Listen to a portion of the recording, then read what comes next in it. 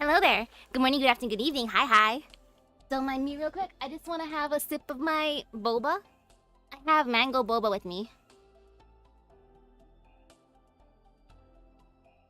Yummy. Man, I love this stuff. It's so addicting. Okay, putting it on the side for now. I don't want to accidentally make a mess. Yummy. I did a decent amount of interludes. I think I did maybe like 7-ish yesterday. Without having to use an apple, so I was satisfied. But oh yo, I'm gonna do so many more interludes. I want some free Thankwords. There's so many good batters right now. Like heck. Later on tonight, I'm going to give some love to... Maid Alter. She tempts me. And ahead of time, I unlocked the stories. I was being good. So I guess I'm starting from... left to right. Yes. So afraid to return home.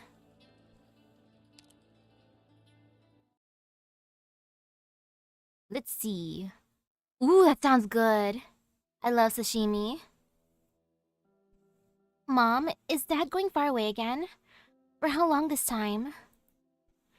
The snow and ice upon the river are about to melt. The rain this year has been just right. And it doesn't seem like there'll be a drought or flood. The newly reclaimed land upstream isn't a whole lot, but it should be enough to grow rice for the family to eat. Mom, can you try talking Dad out of it? So he can set aside his business? I don't want new clothes or beautiful jewelry. I just want us to have an ordinary family life. That's what's most important. I'm kind of scared. From a poor village to a prosperous town. From green saplings to a field of weeds. Straw shoes traverse 1,000 li. From tall mounts and vast lakes comes one's home.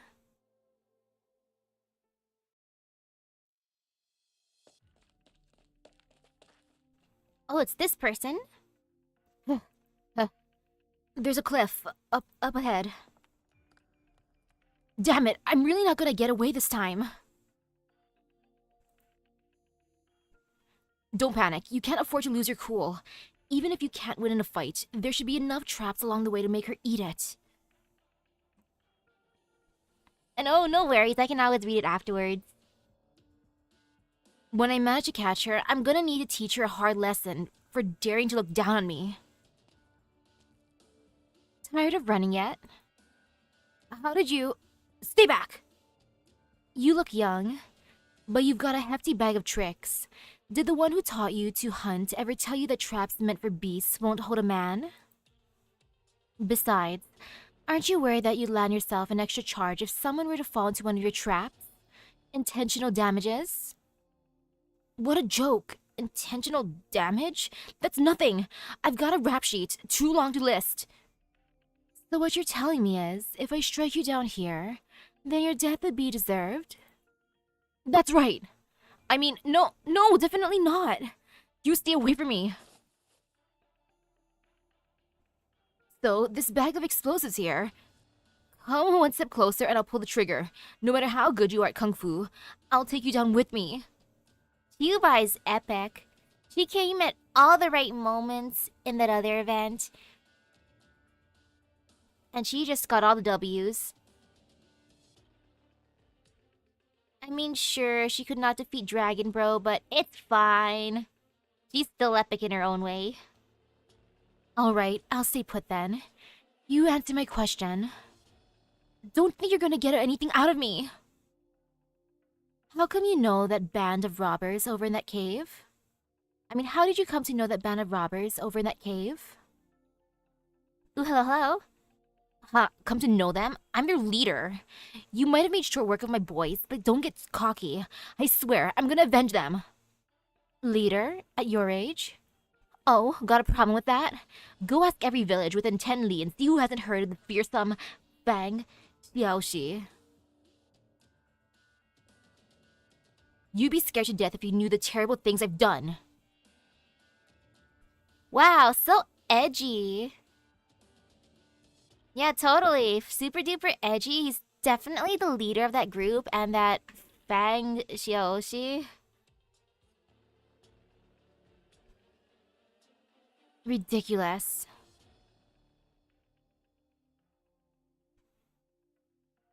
"12 hours earlier." "Xiaoxi, boss. What's going on? Are enemies looking for trouble? Am I finally gonna get to fight someone? Can you bring me along this time?" "Damn it all. The guys who went to Yumen somehow pissed off the she-devil. She's been rampaging through our men on her way here. It's too late to pack your stuff. Just start running." "What are you talking about? Just one woman? You guys look pretty tough when we were showing our moves before. So how come you can't even beat a lone woman?" "Shut up. Cut the crap. Where's the burning beast you were in charge of?" I sold it." "You sold it? Weren't you the one who told me to take it to get something to eat?" "You dumbass! I told you to ride the burning beast into town to trade the gems we looted. And you sold off the burning beast too?" "The bags of rocks? The butcher didn't even know what those things were." Wow! He tried to sell the gems to the butcher, boy. Everyone has different things they peddle, my dude. You went to the wrong person. He saw our burning beast was pretty sturdy, so he gave me a good price. Half in cash, the other half in jerky. And that payment. Oh, I love it. You little... How long have we been stuck in these mountains? What's the point raising a stupid burden beast anyway? It ate more than us, and who knows when it might have attracted another tusk beast over. Made, why did I ever pick a little shit like you? You're gonna be the death of me. Why I oughta... And he was the death of him. What's a kid doing here? Who the hell are you? No wounds. Guess you weren't involved in what happened in Yumen. I know Shan Haizong's depravity well, but I never expected them to get a little kid involved. Looks like there really is no limit to how low these people will stoop. I have no idea what you're talking about. Hey, let me cut you a sweet deal. I'll let you off the hook for taking out my boys, and for the time being. Step aside and I'll pretend I never saw you, then we'll each go on our own way. I didn't give you permission to leave. I told you, stay back. Last warning, I've got explosives. The boy feels only a gust of wind blowing past him. The cloth bag in his arms is ripped apart. Beast jerky and various knickknacks fall to the ground. No, not the beast jerky! Among the knickknacks is a protective talisman carved from a wooden plaque, strung on a thick iron key. Painted upon it in conspicuous vermilion brushstrokes are the characters Moshan Village. A talisman from Moshan? Give it back! Is this the key to your home? What's it to you? A kid with a family to go back to should not be running around like this. You're still young, so it's not your fault you don't understand the people you've gotten mixed up with. But you should at least be able to tell good from evil. Even if you weren't a part of their plot, if their accomplices ever came knocking on the door, do you know what happened to you? Who are you to lecture me on good and evil? I could also take you to the authorities, and you could explain yourself there. Though, that would be a little troublesome for me as well. I'll take you home and let your family sort things out. No way! I'm not going back over my dead body. That's not for you to decide. The boy pulls a short knife from his waist. He extends his arm out straight, and the tip of the knife shakes uncontrollably. Don't make me do this! A real man's not scared of death. How can he just bow his head and surrender? I'm not going with you no matter what. Kill me if you have what it takes. Very well. Though the woman is clearly 2 meters away from him, the moment her voice rings next to his ear, the same side of his body goes numb. Before he can react, a cold blade is already pressed against his throat. So you're afraid of death after all. Good. That means you're not a complete idiot.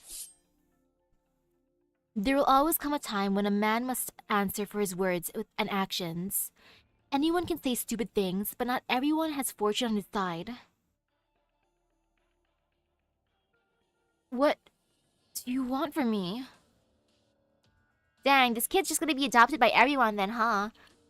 First the other group and now by Qiubai. Or maybe after she drops him off, he's gonna follow her around like a duckling. Show me the way. I'm taking you home.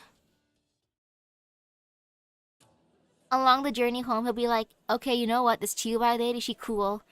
I'ma tag along. Make me your apprentice, ma'am.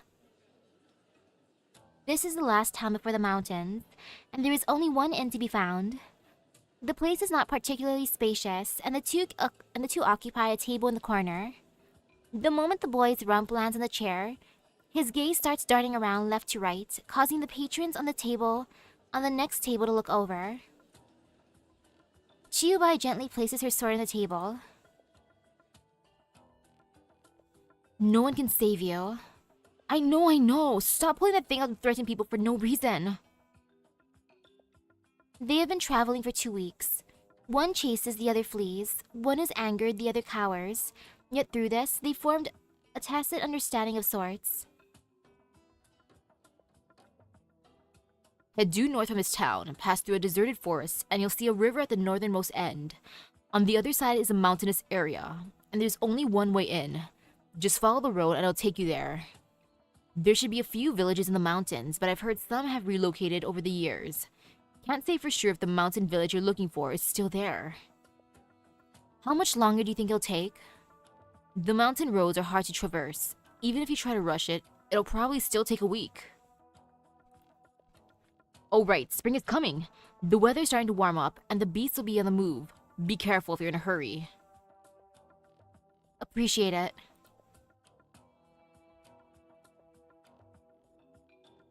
Ooh, the Monster Hunter event's really close now. Oh man. I'm not sure what to expect because I'm pretty sure it's gonna be way different from the one game I played. Especially just based on the character designs. Like, this is probably gonna be way edgier than the cutesy story I played. Me and my son Ratha. You told me you left home to become an adventurer, but it turns out you haven't made it far from home. At first, I thought you were deliberately leading me the wrong way.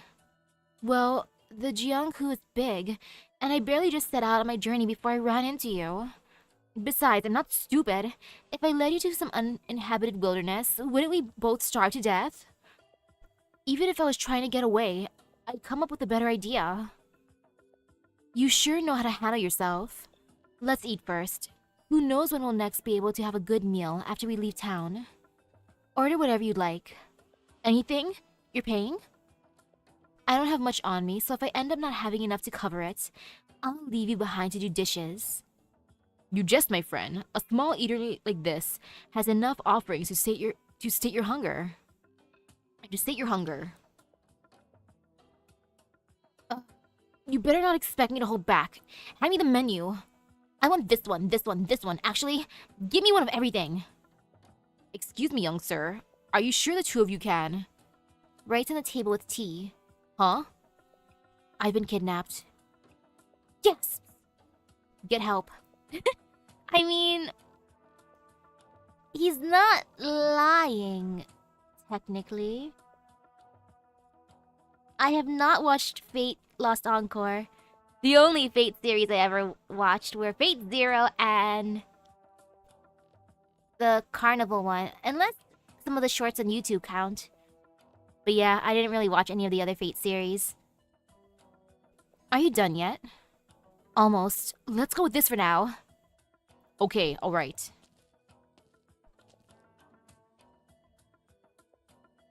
Where are you going? To the washroom. What, are you gonna follow me? Don't try any funny business. That kid just signaled to me that he's been kidnapped. I didn't notice anything out of the ordinary when those two walked in. I thought they were just siblings. I had no idea what's going on. Are they inside right now?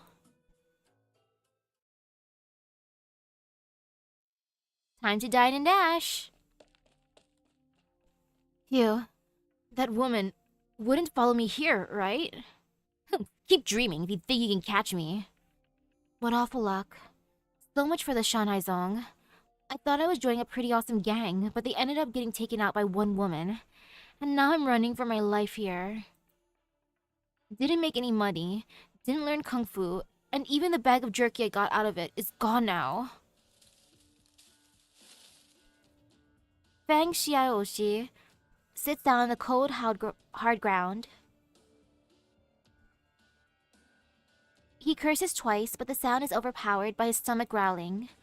A young man wandering the Jianghu, the world of kung fu, is his growling belly empty. The sky is high and the clouds distant, nothing around him but vast emptiness. If he was gonna make a run for it by going to the restroom, he should have did that after eating. Like, come on, boy. You gotta think about that. If you're gonna be on the run, at least go when you're full.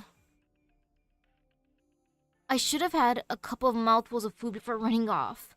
Where am I supposed to go now? Look at him regretting it now. I told you. You only get 3 strikes. How did you? And what do I think of his design? He looks pretty normal. Yeah, he looks like one of the most normal designs. I mean, he does look like he's ready for an adventure with his many, many pockets and belts, but still. My patience has limits. Why won't you just leave me alone? If I leave you alone in the wilderness, you'll die. So what if I die? Why do you care? My whole life, nobody's ever given a damn if I live or die. Why should other cares about a life that you don't want yourself? That you don't yourself want? What the hell do you know?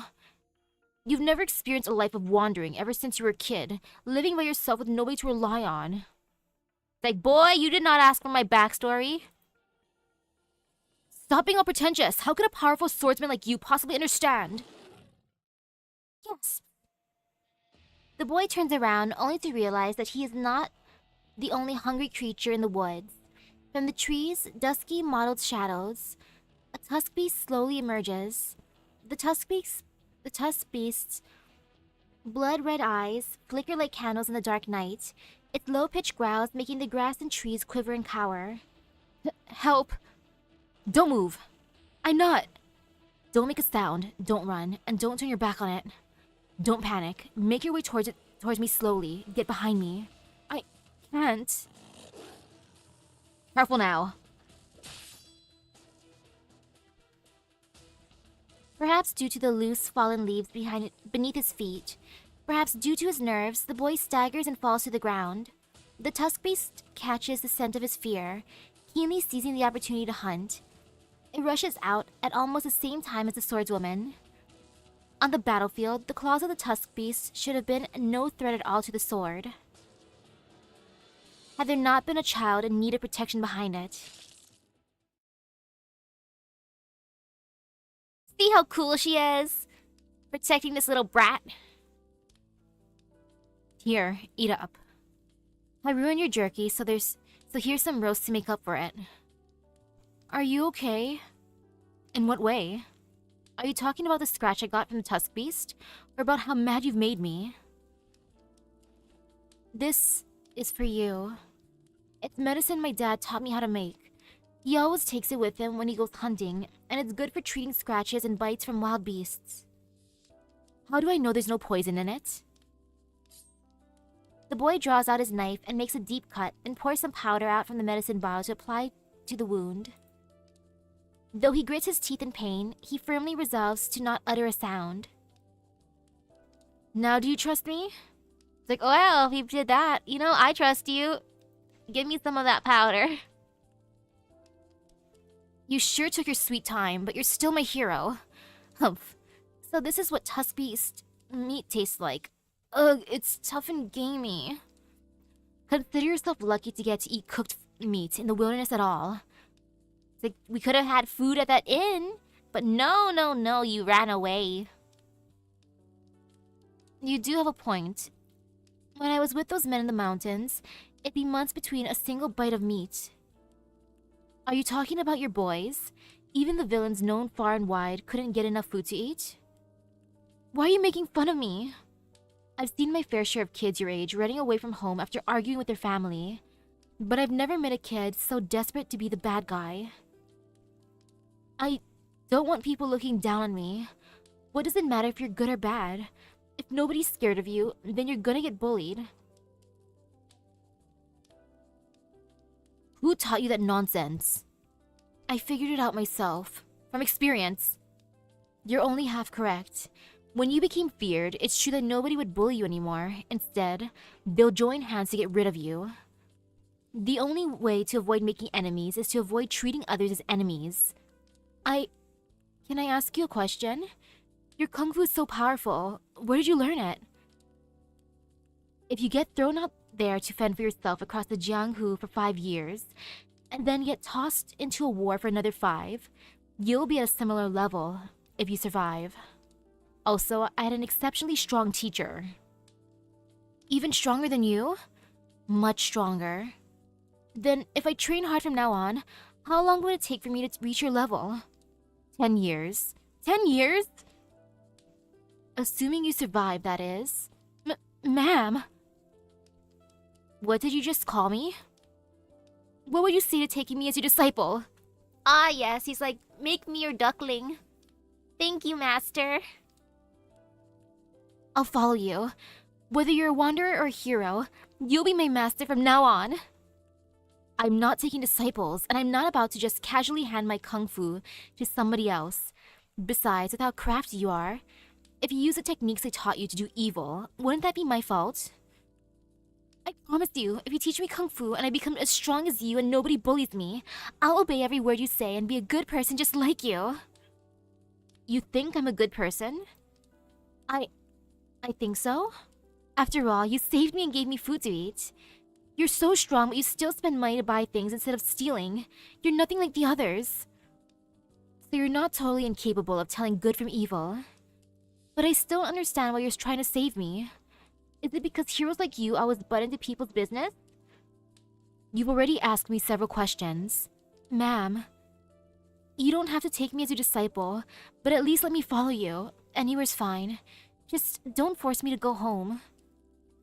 I want to ask you something as well. I can see you still keep the keys from your home with you. So why do you refuse to go back? I'm not ready yet. When I ran away from home, I made up my mind that I wouldn't go back until I've done something worthwhile. Are your folks still there? I haven't seen my mom as long as I can remember, but my dad should still be there. I don't have any other relatives. All the more reason for you to go back home. You have the heart to make your father worry about you? I don't think me going back would make him happy. Everyone in the village hates me, looks down on me, and bullies me. You wouldn't understand it at all. Same thing I told you before. If you want to get along with people, don't treat them as your enemies. Besides, how much hatred could anyone possibly have for a boy your age? I said it, didn't I? I've done a ton of bad things. You'd be scared to death if I listed them off for you. In other words, I'd rather die than keep living as a nobody. You wouldn't say that if you only knew how many people there are across this land who'd do anything for a chance to live. Forget it. I can't beat you in a fight or in an argument. Whatever you say goes, I guess. But one more question. Why won't you let me follow you? A life of wandering has its risks. For a boy like you, it's better to have a place to call home than to adrift us outside. What about you then? Where's your home? My home is long gone. You know what? Getting into other people's business, that is something a lot of heroes do. They're like, you look like you're going down the wrong path. I shall save you. It's like, I don't know you. No. I shall prevent you from going down the wrong path. But I don't know you. It's like, nope, I made up my decision. You, I hope. What does that even mean? Was it a catastrophe? Or was it demolished to make a way for a nomadic city? Long gone means long gone. The place is gone and the people are gone. We've been talking about me all day, but you don't tell me about yourself? But why don't you tell me about yourself? I mean, you haven't even told me your name. Wow, they've been traveling along for 2 weeks and she still hasn't told him a name. Qiubai. Qiu as in hatred, Bai as in white snow. I am a nobody with no stories to tell. Well, whatever. If you don't feel like talking, so be it. I know heroes like you love to act all mysterious. Some stories remain untold because they're unpleasant. If you've eaten your fill, go rest up. There's a long road ahead of us, so conserve your energy. Okay, she's officially adopted him then. Past the woods, cross the river, and you'll enter the mountains. Though it is less like a mountain and more like a forest made up of mountains. One mountain connects to the next, the peak of one mountain connected to the foot of another.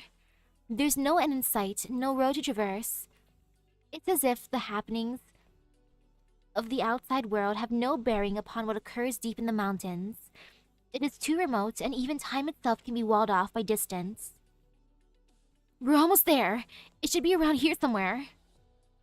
You made one hell of a detour just to climb this mountain. What are you trying to do? I heard that if you stand on the peak here, you can see all the way to Yumen. The boy tries his best to stand on tiptoes, gazing westward from the cliff. The wild grass grows rampant, and he can only see a faint line of dark yellow on the farthest edge of the horizon. A look of disappointment creeps onto his face.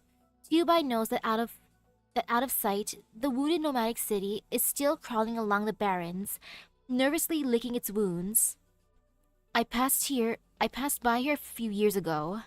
Used to be more desolate. You've been here? It's been a while. For the Qidao, right? Look over there. On the other side of the cliff, a gray trail winds along the terrain and extends all the way to the edge of the horizon, quite eye-catching in contrast to the barrens. Qidao, a Yanese infrastructure project for catastrophe avoidance, resource transportation, and aiding people living in remote areas. Tens of thousands of such roads interconnect more than 100 nomadic cities across the country's endless wilderness. It stretches across wild, untamed mountains and erects bridges over low-lying areas. The supply stations set up along the roads are like neatly sectioned bamboo nodes, bringing life to every place they reach. It can be said that the gods abandoned this barren land, then humans are the ones who once again laid out his veins. All under heaven is strife, but humanity does what it can. After I left home, I would sometimes see Qidao construction teams, but what's the point of repairing these roads? It's not like they can pack up and leave the same way nomadic cities can. So won't they just get torn up when a catastrophe hits? The places that nomadic cities don't reach depend on these roads. Repairing them after they're destroyed is a matter of necessity. The material cost is irrelevant. But very few know, very few remember, that there are always people doing this work. Not long ago, a catastrophe swept across this mountain, headed for Yumen. It caused a great damage to the city, but it also left behind a heroic tale. Out here, far from civilization, there were no casualties, no buildings destroyed, and little trace of what took place. At this moment, only the construction team is still hard at work here, busy repairing this unassuming stretch of road. I heard that following this road west will lead you to Yumen. You said you'd been all over the place before, so have you been to Yumen? I have. While I was still hanging around those bandits, I heard they were getting some guys together for a big job in Yumen, but they didn't think I could hold my own in a fight, so they wouldn't bring me along. Consider yourself lucky. What kind of place is it? Are there lots of heroes with great kung fu? A bunch of mighty warriors and weapons? No, it's mostly just ordinary people going about their ordinary days. Yumen travels along the desert and is always followed by the wind and sand. How could the people there possibly have an easy life? I'm not afraid of hard work, as long as I get to do something meaningful. Sure, beats being stuck in this stinky old ravine. Either way, you're not gonna talk me out of it. I'm only heading back home because you told me to. but give me a bit to prepare, and I'll be back out on the road in no time. I swear the next time I stand here, the name of Fang Xiaoxi will be known far and wide. No, I'll become a hero known to all. You'd better worry about becoming a good person first. If I hear anything about your fearsome notoriety again, I'll pay you a visit you won't enjoy. You always know how to rain on my parade. Anyway, we'll reach Moshan after crossing this mountain. I know the way back from here.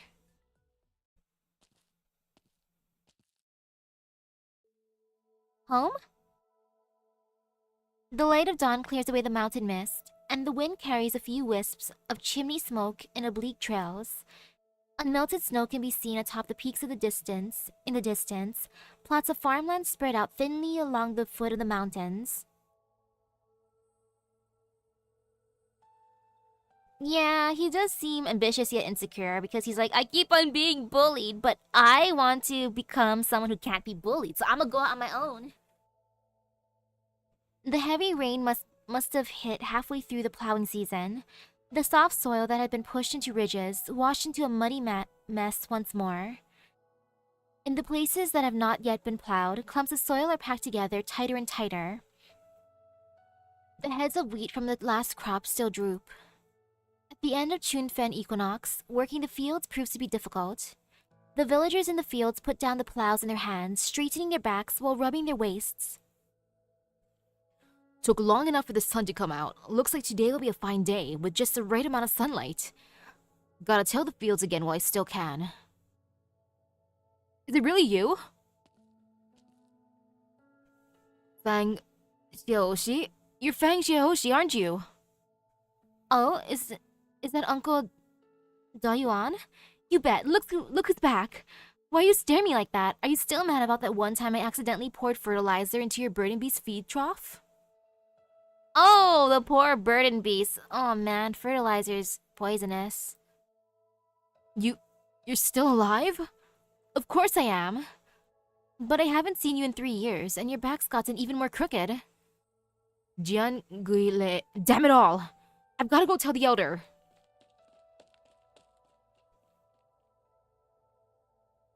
See, what did I tell you? Everyone here hates me. Looks more to me like they're afraid of you. How many bad things did you do to make everyone so scared? You should ask who started it. People are the same wherever you go. They always find the boy who's easiest to pick on. But now that I'm back, I'm not afraid of them anymore. What, never seen such a rundown place before? All I'll say is that you haven't seen anything yet. Grr. But I can add, this is the first time I've seen a temple like that at the entrance to a village. And over here, why is there a fresh grave? Because people die. Is that so strange? The only thing is, I don't know which family they're from or why they were buried next to the temple. Well, whatever. I might not know who you are. But if you're buried here, you're probably one of the villagers. Death is a release anyway. At least your suffering's over. The boy turns sideways and bows in the direction of the grave. Though his words are frank, his posture is serious. We're almost there. My place is just up ahead. Why'd you stop? Forget it. Can't hide it from it anyway. I'm not afraid.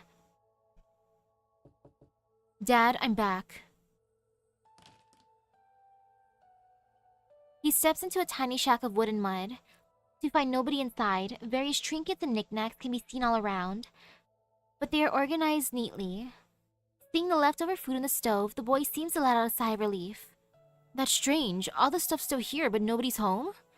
Maybe he's out in the fields. I'll go look for him. Dad? Dad? Where are you? Uh-oh, there's a fresh grave after all. Stop him. Don't let him get away. Well, that's a cliffhanger. Courtyard Valley. Though I want to sip on my boba some more. Delicious mango boba. Yummy, yummy.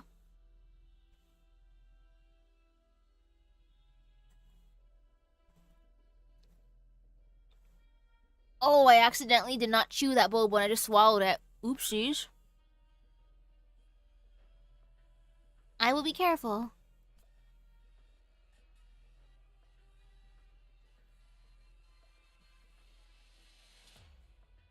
Yummy, yummy. Okay, I'll put on the side for now. That was a good treat.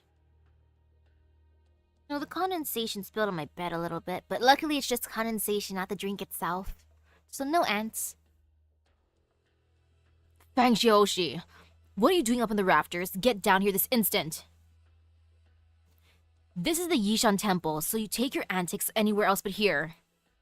Not a chance. The village is so big. Why do you have to dump this lousy temple on our family's land? You're just bullying us. Zhou Liu, why don't you jump at your place instead? You know nothing, brat. The temple has been protecting Moshan village for 1,000 years. You don't just pick it up and move it. The entire village agreed to this arrangement. It's not up to you. Bah. Didn't this land used to be completely barren? Why didn't you say the feng shui was good then? You're telling me after all these years that my dad worked to make the soil fertile, the feng shui would just happen to improve at the same time? Oh, come on and say it. You thought you could step up and bully the only outsiders in this village. Well, let me tell you, you're wrong.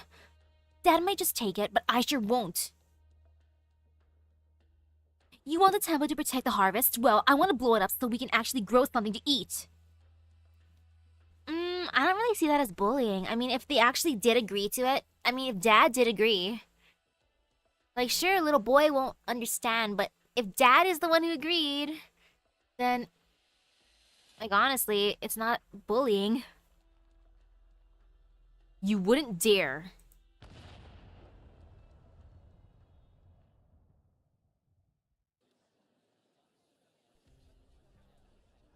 So many faces showing up at your door upon your return. I've only seen that happen to gamblers. Well, I guess you were talking at least a little truth on the way here. The villagers certainly don't want you around. That's why I told you not to bring me here. Though man, feeding or putting fertilizer in the water trough, though, that's really, really bad.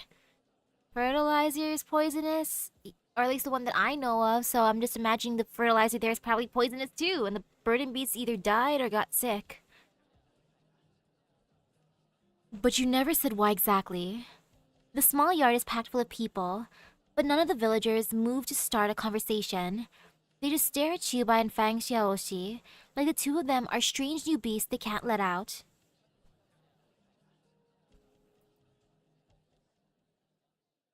He did other stuff besides blowing up the temple. I mean, blowing up a temple is bad too, but gosh darn it. Who knows what else he did? Blowing up a temple, poisoning bird and beast water. He probably, if there were cars here, he'd probably key them, etc., etc. Let me through. What's everyone bumbling about here? Even Xiaoshi's Manue wasn't this lively. A thin and tall man stumbles out from the crowd with labored breaths, his back carrying a log, is bent as the bow at his hip. The man sights Fang Xiaoxi and freezes up for a second, before quickly averting his gaze and slowly turning away. Dad. Hunter. Hey, don't you forget our agreement. I don't forget, but Xiaoxi has been away from town for 3 whole years. He should have something to eat first, shouldn't he? Yeah, he's paying for his son's crimes. It's like, your son poisoned my bird and beast. You owe me money. I don't have money. Then you give me food. You're a hunter. Okay. Your son blew up the temple. You must pay for it. But I don't have money. Then you will use manual labor. Okay. Let's head back. We can sort things out with the village later. The fieldwork's already been lagging lately. In just a few days, Chunfen would have been gone. Will have been and gone.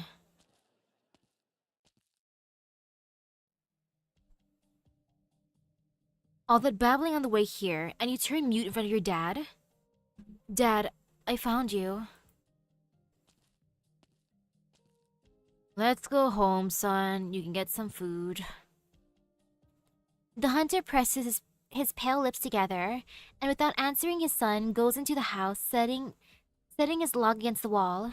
The boy freezes in place. Qiubai prods him with the hilt of her sword. Please, miss, have a seat. Thanks for bringing the kid home. I'm sure it took some effort, and please, have a drink. No need. I don't want to interrupt the reunion. I'll take a look around the village. I'll give you the tour.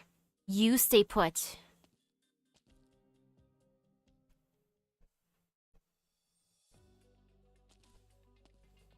Exploration time. Miss, if I could have just a moment.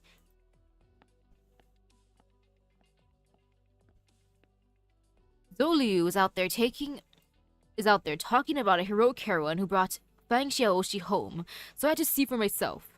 Taking a look at you, you must be. I am called Qiubai from Jianghu. Everyone here in Moshan is part of the Zhou clan. I am Zhou, village headman and clan elder. Our village is tucked away here in the northwest of the reaches of Yan, so we hardly ever see strangers. Rest assured, I'm nothing but a Jianghu wanderer. I have no ill intent.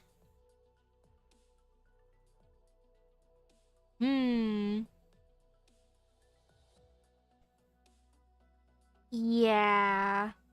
He'd probably think his dad's being bullied, but nah. If anything, his dad is the one taking the brunt of his son's tomfoolery. It's like, son, there's consequences to your actions, and since you're young, I'll take the consequences for you. I'll pay everyone back. With labor. Oh, miss, that's not what I meant to imply. I happened to come across the boy out on his own, so I took a little detour and brought him back here. Miss, you're chivalrous one. Dear guest from afar, a poor village like ours has nothing much to offer. But if you don't mind... A few meters away from them stands a well. Something crashes into the bucket above the well, sending it to the bottom. What kind of vibes do I feel from the clan elder? Nothing really. He seems normal. Not good or bad, just normal. A long sword juts out from the hold of the mechanism. A long sword juts out to hold the mechanism in place, pulling the rope taut. Qiubai drags the bucket up.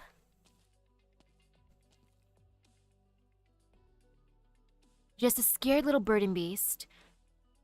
Looks like the one from Zhou Dazi's place. Its mother died in childbirth, leaving this poor thing to grow up alone, so it's as tame as it can be. It probably just got startled. It's not hurt at least. Seems like it passed out from all the water. Oh, about that. How did you move to the well so fast? I feel like my vision blurred for a moment. Was that kung fu? The well is full of muddy water. Yes, it was raining heavily last week, and the mud is yet to settle. The last 2 years of drought have seen most of our crops wither away. No wonder there are so many wells around the village. Heaven can be very unreasonable at times. We either get nary a drop, or a nigh disastrous deluge. Miss Qiu, where did you come here from? Yumen.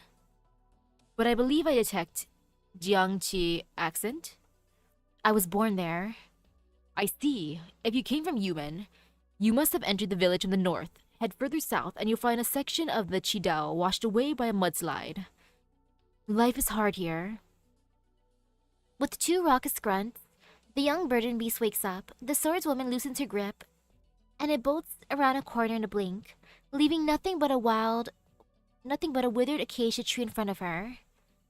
It's already late March, but spring has apparently not come to this small northwestern village.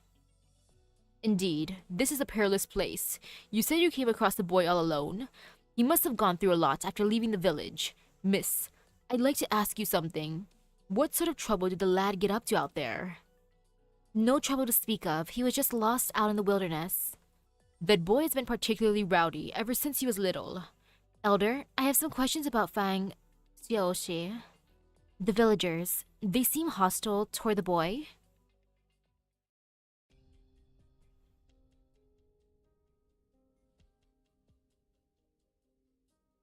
Awkward family reunion.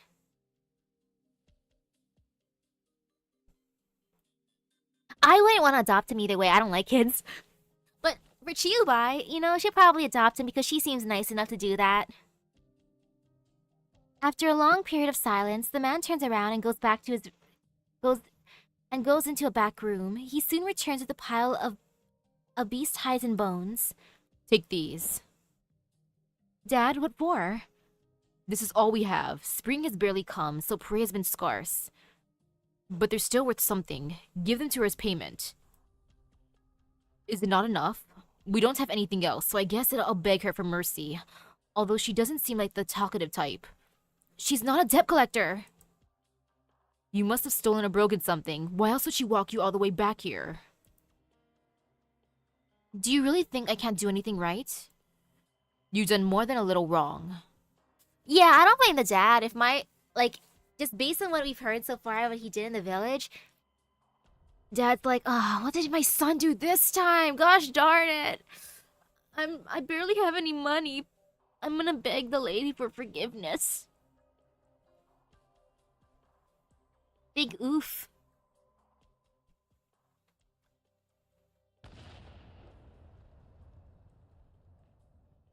Diana, this door, this pillar, it's been split in two. The temple stood here for centuries protecting us, but it's been ruined. Such disrespect. Well, it's lucky the ancestral tablet seems mostly fine. Enough kowtowing already. Let's find whoever did this. Say, where's Fang Xiaoxi? Gone without a trace. I think the kid got caught up in the explosion. I saw him bleeding and limping out of the village. He had so many bombs on him. Serves him right. Did he make the bombs or did he buy them? I'm wondering now. How'd he get so many bombs? What? All for a piece of land we could have negotiated over. We definitely could have resolved this peacefully. All right. Go tell the elder. I'll head to the hunter's place. Didn't you say he ran away from the village? The kid was hurt pretty bad. I'd better get a hunter to go look for him.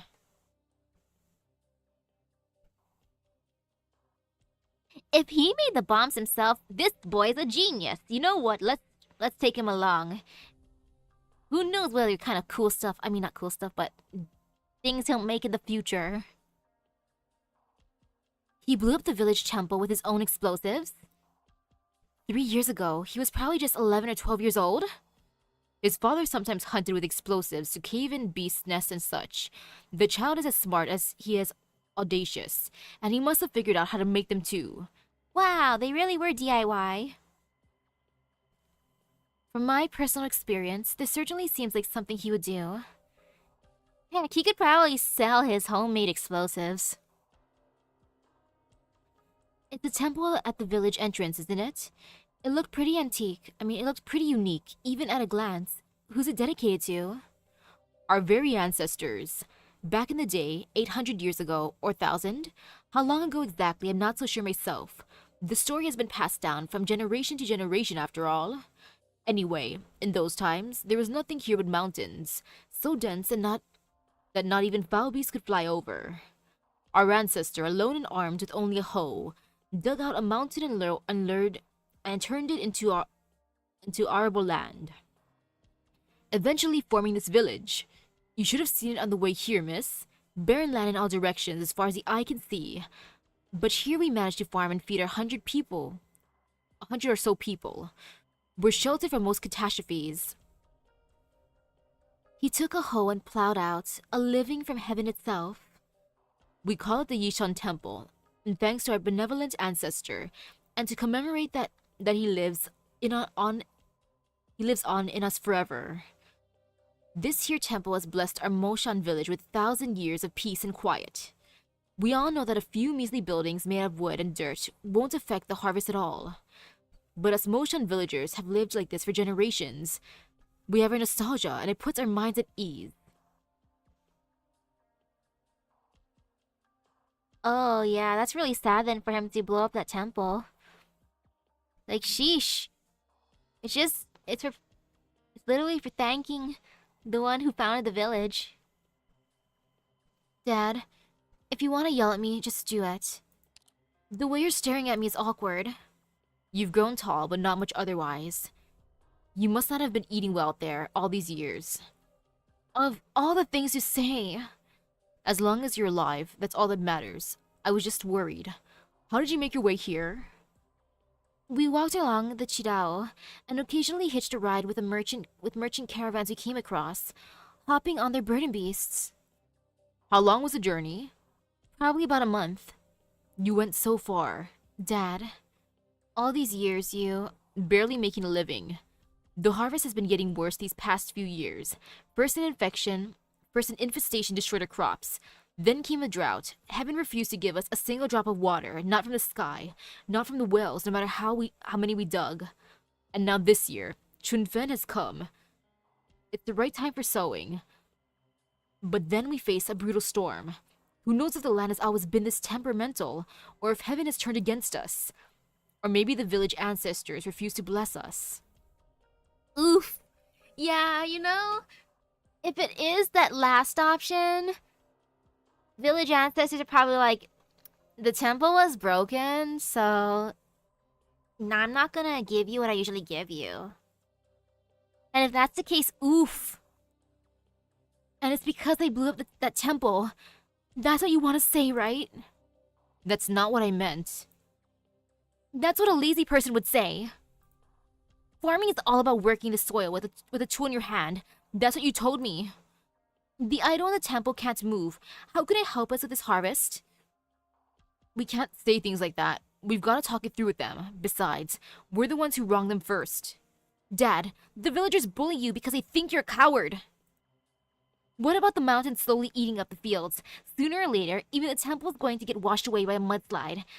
It's just a monument. Why not put it in Zhou Liu's backyard? He has so much room and he's not even growing anything. I mean, from his point of view, I can understand it, but at the same time, if that temple has been there for like hundreds and hundreds of years already, it's not like you can really up and move it. I mean, they could kind of like rebuild it in that other person's place, but still, they bully us because we're outsiders. Let's just drop it already, alright? It's like, son, I'm not being bullied. It's the consequences of your actions. I'm paying everyone back, son. I agreed for a temple to be here, son. I see. So that's why the villagers had such a visceral reaction to Fang Xiaoxi. Well, not exactly. We all thought the boy was already... He was injured when he fled into the wilderness after blowing up the temple. Did you not look for him? We did. I gathered a party overnight and we spent several days searching dozens of li, to no avail. I hear the villagers of Jiangnan stand out like bright lights in the darkness. But for us here in the mountains, all you see is gray and yellow. No boundless white in winter. Settlements look more like perfect hiding spots. Beasts roam freely, so the roads are not safe. Sometimes you even run into fleeing bandits. So a boy that's small, hurt so badly, is still alive and well. Seems like the kid has been through a lot. Wow, though, that's actually nice how they searched for him for a few days. That just means they don't truly hate him. They're like, this kid's a brat, but he's our brat. You know, we'll look for him. So, wow. As long as he is safe. It depends on Xiaoxi. Like, if he says he's gonna continue doing bad stuff in the village, it's like, fine, I'll take you with me. We'll get you out of here, whatever. But if you're okay with staying here and not causing more trouble, then stay here. Stay with your dad. Make amends with your dad. As long as he is safe. Elder, I have something to say. Please, speak freely. I happened across Fang Xiaoxi and brought him here. I have no reason to meddle in your village's affairs. However, since I took on the initiative to bring him back, I am also responsible for his safety. As you should be. I can't say I'm good at reading people, but after having traveled with him for a while, I at least understand him a little. He may be stubborn and willful, but he is by no means a bad person. So I hope you won't make things difficult for him. Oh, I thought you were going to say something else. Please, rest assured, miss. We Moshan villagers may be poor, but we are reasonable people. To hold a grudge, who or what exactly should we hold a grudge against? The mountains, heaven, or a little boy around 10 years old? As you said, life is hard here. Moving the temple was just to put the villagers' mind at ease. Now when I think about it, we were indeed quite inconsiderate at the time. Wow, the clan elder's pretty good about this. He's like, you know what? It's fine. It's cool. That is to say, I'm the one at fault here. You are a man of sense. Hello.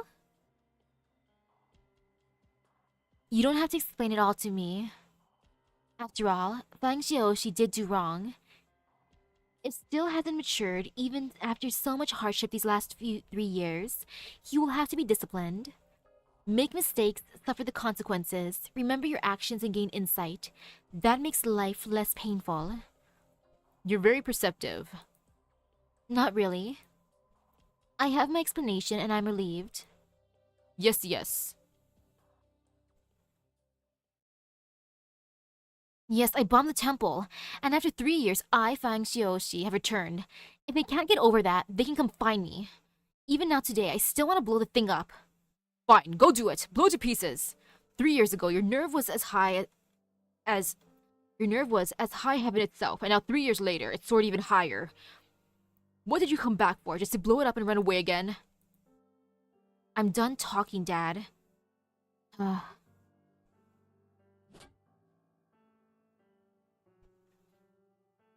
What did you bring that log in for anyway? I'm making a coffin. Your father's health is falling with each passing day, and all the money I saved for my burial went to rebuild the temple. See, look, he had to rebuild it. He's like, gosh darn it, look at what my son did. I gotta pay for it now. With manual labor. I didn't know if you were dead or alive, so I thought I should at least make my own coffin while I could. Hey, come on, no need to talk like that. I spent a whole month looking for you. I was hurt. I passed out near the Qidao. You sure are smart. A caravan carrying goods in the mountains found me and threw me onto the back of some burning beast carrying fodder. By the time I came to, I was already in a nomadic city. It's lucky some good people found you and not a pack of beasts. What happened to you? What happened after you healed up? I decided to make a name for myself before coming back. Why aren't you asking me what I did in the city? If you actually accomplished something, there wouldn't have been a swordswoman escorting you home. I said it before, you can't bear to live here. But I'm afraid you'll suffer even more if you go out to a town or a nomadic city. Returning with your life intact is already a blessing to me. I've never been to a city, so I have no idea what it's like. When you feel like talking about it, you can let me know. Okay. So, are you going to cause a ruckus this time? Only if they bully us. You're still so stubborn. The day you ran away, the elder gathered up the whole village to help me look for you. I live here alone, but the villagers don't give me a hard time. That plot of land you keep bringing up, haven't I been tending to it even now? That just means they have some shred of conscience left in them. Can you just promise your dad one thing? Just stay here for good, and don't make a fuss about it. Fine, whatever you say. Yeah, don't make another fuss. Dad's already in poor health. So you're leaving? Going to Jiangnan? I have places to be. Bringing you back here has already delayed my journey by a lot. Then there's no harm in delaying it a while more, right? It's dark already. Why not rest here a few more days and teach me some kung fu before you go? Didn't I teach you enough on the way here? Dad, Miss, thank you so much for bringing my boy home. We have nothing to repay you with. It's fine. Since you're in a hurry, I won't pressure you to stay. Fang Xiaoxi, we may have met by chance, but I have some parting words for you. The Jianghu can be vicious, and you've learned something whether you want to or not. But now that you're home, you should make your peace and avoid causing any more trouble.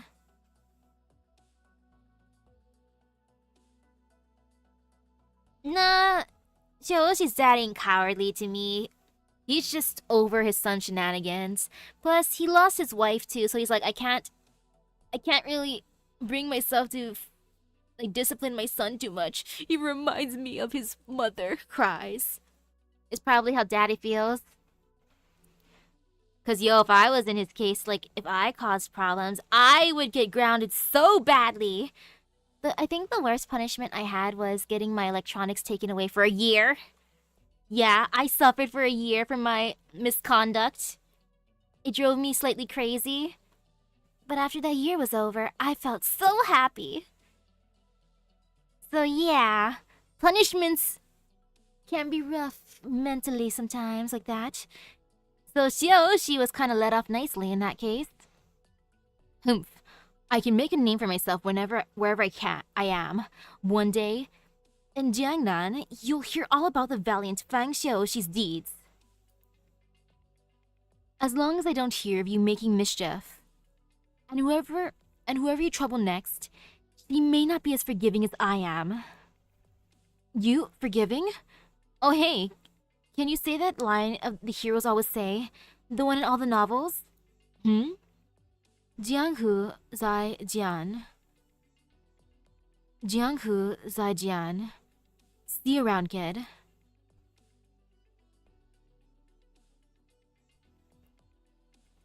Miss, let me see you off. No need to trouble yourself. It's alright. We haven't done any work on the roads for a long time, so they're full of holes. I'll guide you to the gate. Qiubai walks at a brisk pace, and the old man quickens his step to catch up, ending the conversation. The sky gradually turns dark. It may be strange to ordinary folk, but Jianghu adventurers prefer to travel at night, using the darkness to their advantage. The newly raised grave at the entrance of the village is stubby and inconspicuous, hardly visible in the twilight.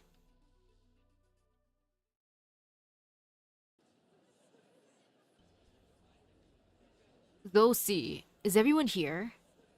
I'll count again, Elder. Aside from Dayuan, who stepped on his plow out in the fields today and couldn't make it, everyone else is here. Ow! Stepping on his plow. Ouchies. The whole village is here, Dad. Isn't this a bit much for a welcoming party? We're not Zos after all. Even when they had that meeting at the temple back then, there was nothing for us. Considering what's happened today and how we're mixed up in it.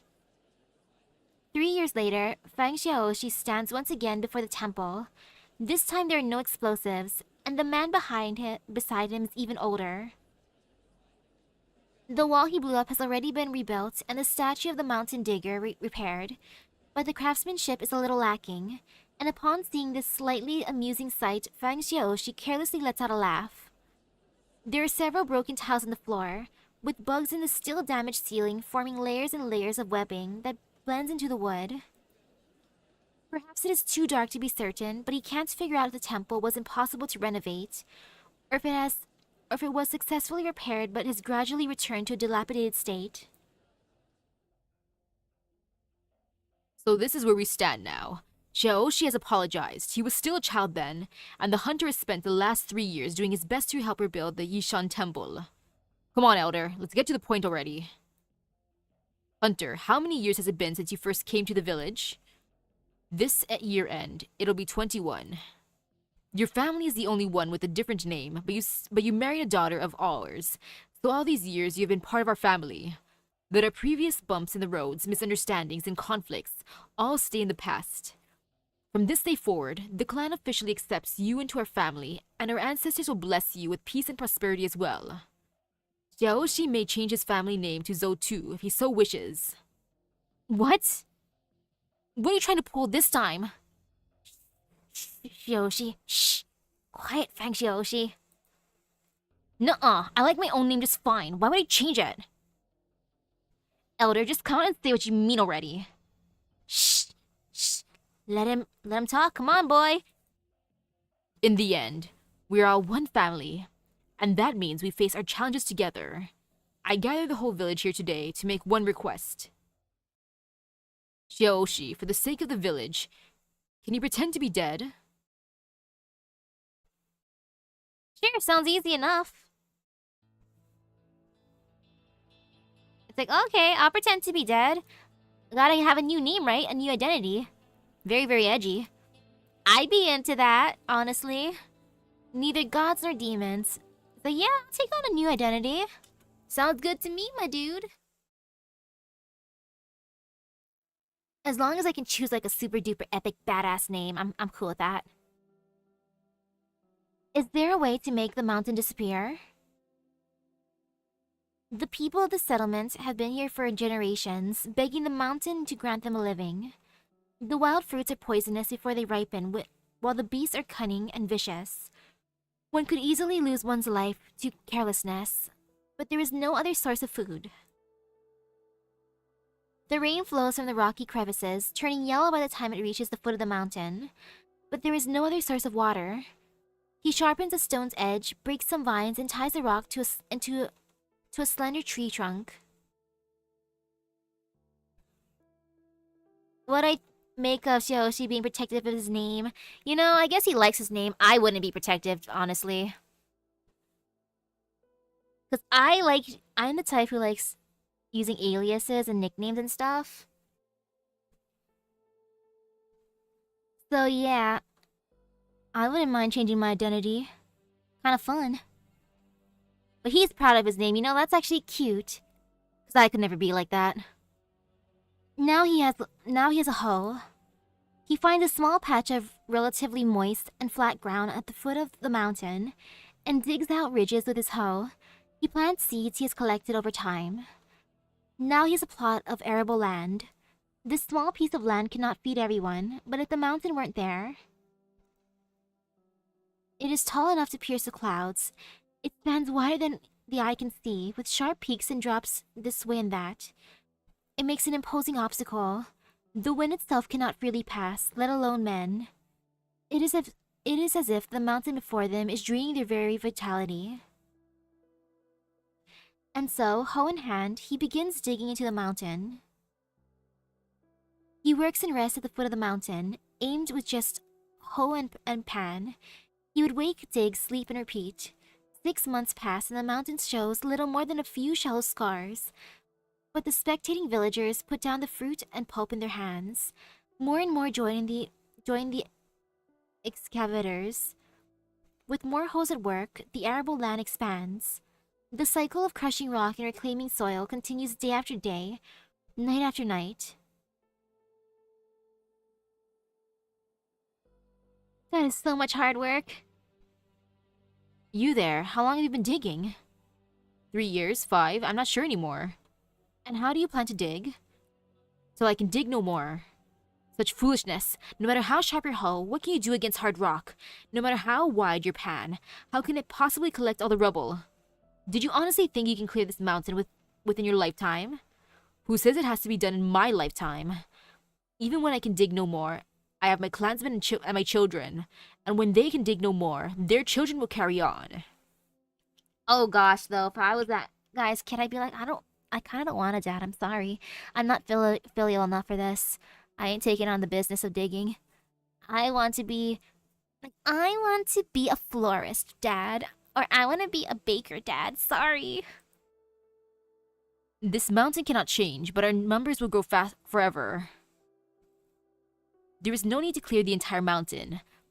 But with each day we dig, we gain one more field and feed one more child. You don't plan to stop? To stop would be to give in. For what reason would you want to make an enemy out of the mountain? Why did it have to be here? It was heaven and earth that stood against us first. Take your words and go back wherever you came from. I have work to do.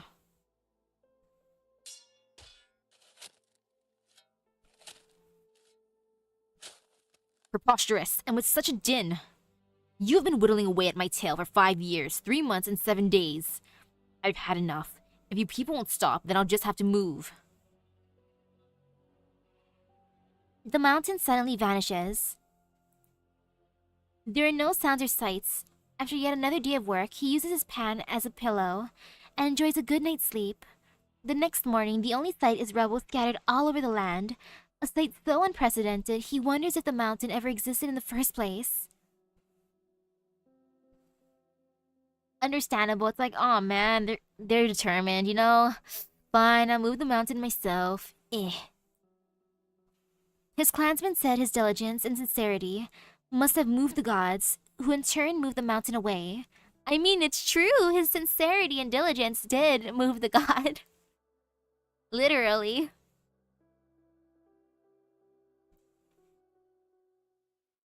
What a great origin story.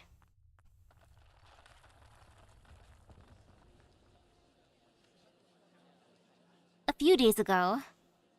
Hey, the Elder's here. I was worried about the mud and plaster getting soaked by the rain, so I came to check first thing in the morning, but now I see the part of the Qiubai has been washed away by a mudslide. This boy was lying where the mud settled. When I went to check on him, he wasn't breathing. Elder, what's wrong? Why would someone? If I had to guess, he was probably walking along the Qiubai before getting caught up in a mudslide. I've asked around the village and no one knows who the boy was. No one from the nearby villages seemed to recognize his face either. The way he's dressed, he's definitely not one of us mountain folk. What was such a young boy doing all alone in the mountains? Elder, what should we do? We're all waiting for you. Did he have anything on him that could be used to identify him? No. If there was anything, I think it would have been washed away by the mudslide. What's that in his hand?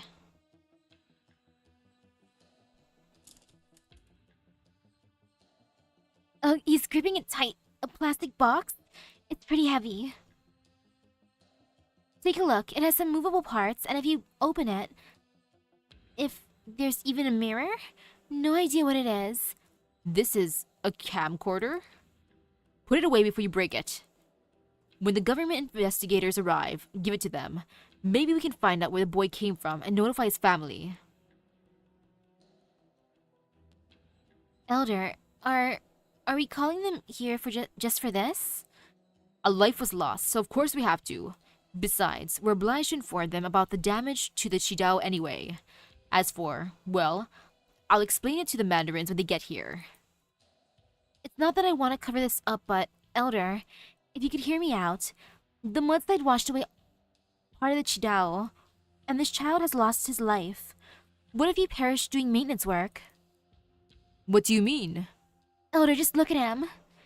If the hunter's boy, Fang Xiaoxi, was still with us, wouldn't he look pretty much like that? Oh, that's why you gotta play dead, because... Yeah, understandable. It's like this. We gotta report a death. This was Mr.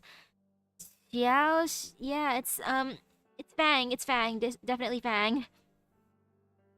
The old man grabs his sleeve, wiping the offering table in front of the statue and placing a few stale fruit and a handful of moldy wheat seeds upon it.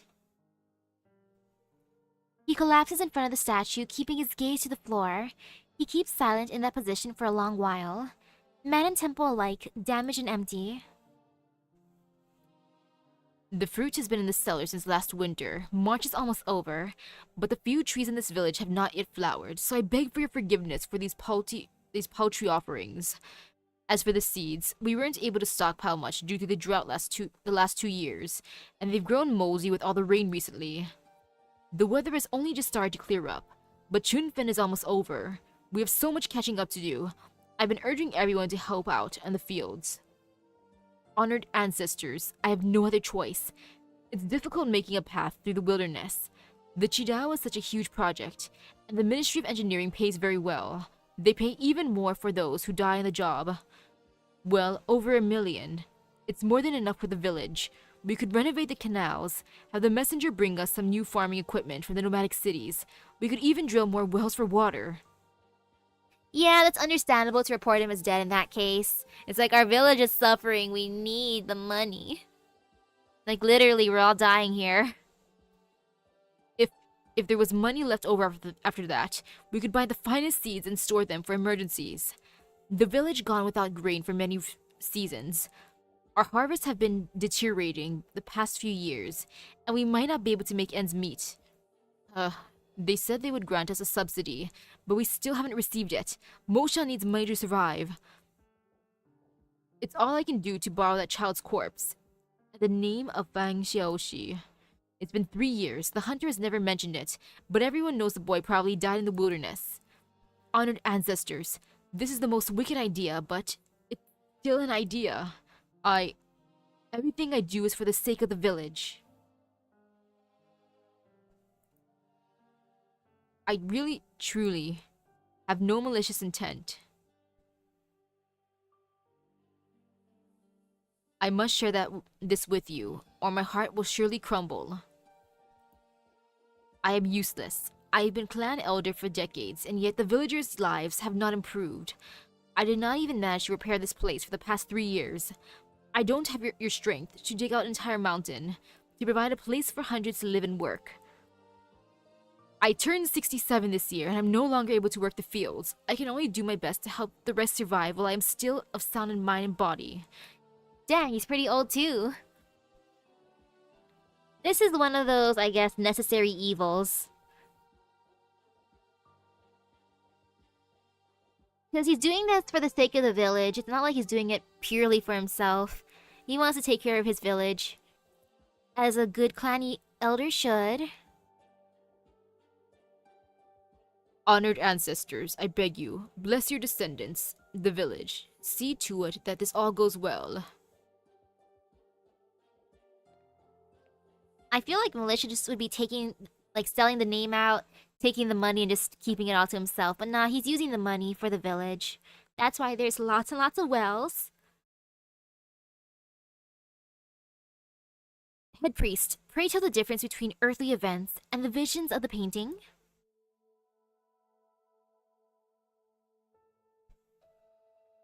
Oh, there she be. The wandering priest opens her eyes.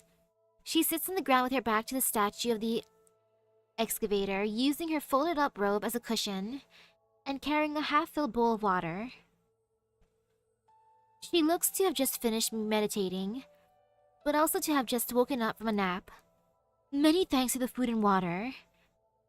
Though thou mayest be naught but a statue, quoth the head priest, karma is infinite, living or dead, and thus I dub thee a being as well. Last night was such a terrible deluge, and I was so tired and hungry I could not carry on, and so borrowed thine back, upon which to rest mine. It was not my intention to eavesdrop, however. While all places may not sport a giant bell like Po Shan village, all places still need their bell ringers. Ooh. Rooting for who? Open up. Don't worry, it's not poisoned. It's Danby's meat. Your father brought it for you. We haven't had any for a long time, and he wouldn't touch it either. He said you like strong flavors, so I made it spicier than usual. Delicious. I want some spicy meat. Your first meal after your long trip home shouldn't have been like this, but... Spit. Come on, have a little at least. Don't starve yourself. It's not like we actually want you dead, you know? You might as well just kill me right now. Again with the childish tantrums? I know it's weird giving your name to a corpse, but it's still just a name, isn't it? You can call yourself Fang Xiaohe, Fang Xiaoshu, or whatever you want. Why wish for death over something like this? Besides, the village will be grateful for your sacrifice and treat your family even better. What's wrong with living in peace? Oh yes, just like a burning beast living in its peaceful life, letting anybody else name it whatever. How could you compare us to burden beasts? Though now that you mention it, we both eat, work, age, get sick, and die. Then why all the fuss if we're so alike? I don't care what kind of lives you want to live, but I want to live mine the way I want. Man, you're so difficult. What kind of reasoning is that? I can see both sides of this, so it's kind of sad. But at the same time, kid, come on. The village, look at the village. It's in such a dilapidated state. The old man stands hunched over by the well. his arched back as tall as the whale's shaking frame.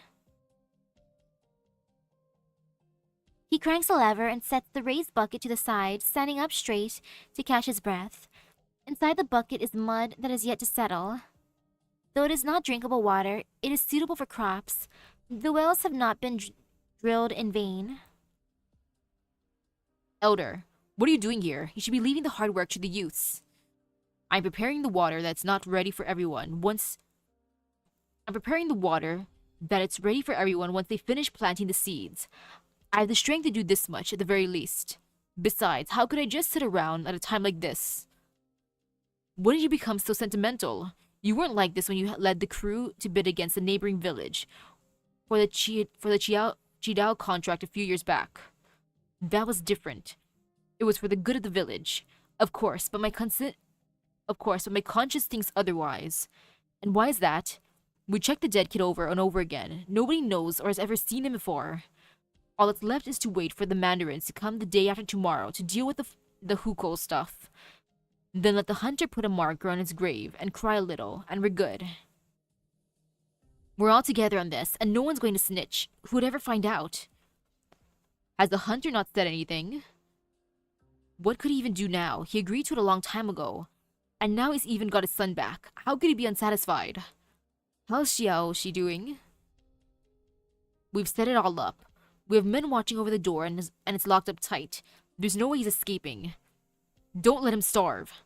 Relax. Zhou Liu's family is making sure he's fed. We just have to get through this, and then we'll have plenty of time to convince him. Anyway, don't be too hard on him, alright? He's still a boy after all. The day after tomorrow. These days have not been easy. I pray nothing goes awry.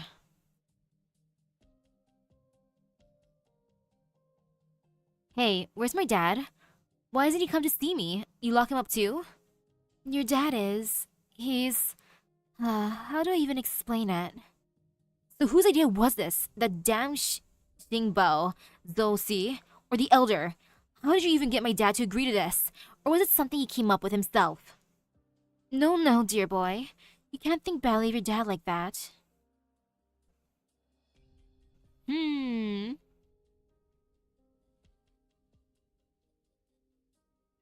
If she does return, I feel like she'll probably come back and just, like, take the boy with her at this point.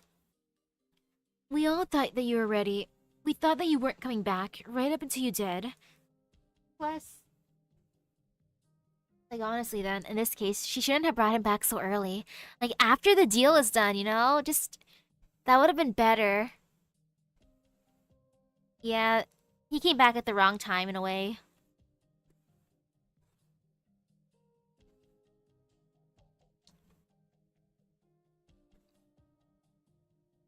We thought that you were ready. We thought you weren't coming back, right up until you did. Well, I'm back! But we already made the report, so everyone thinks that there's no going back now. We're all in on this, including the elder and your dad too. He agreed to it. Yoshi, please listen to me. Everyone is happy to see you come home alive and well. Your dad most of all. Can you imagine how happy he was to see you again? You've seen what's become of Mo-shan. We really need that money. You remember my girl? You were like your big brother when you were kids. She called you Gege. She's sick, and she has no hope of fighting it way out here. Zhou Liu and I had planned to save up money to send her to a nomadic city for treatment.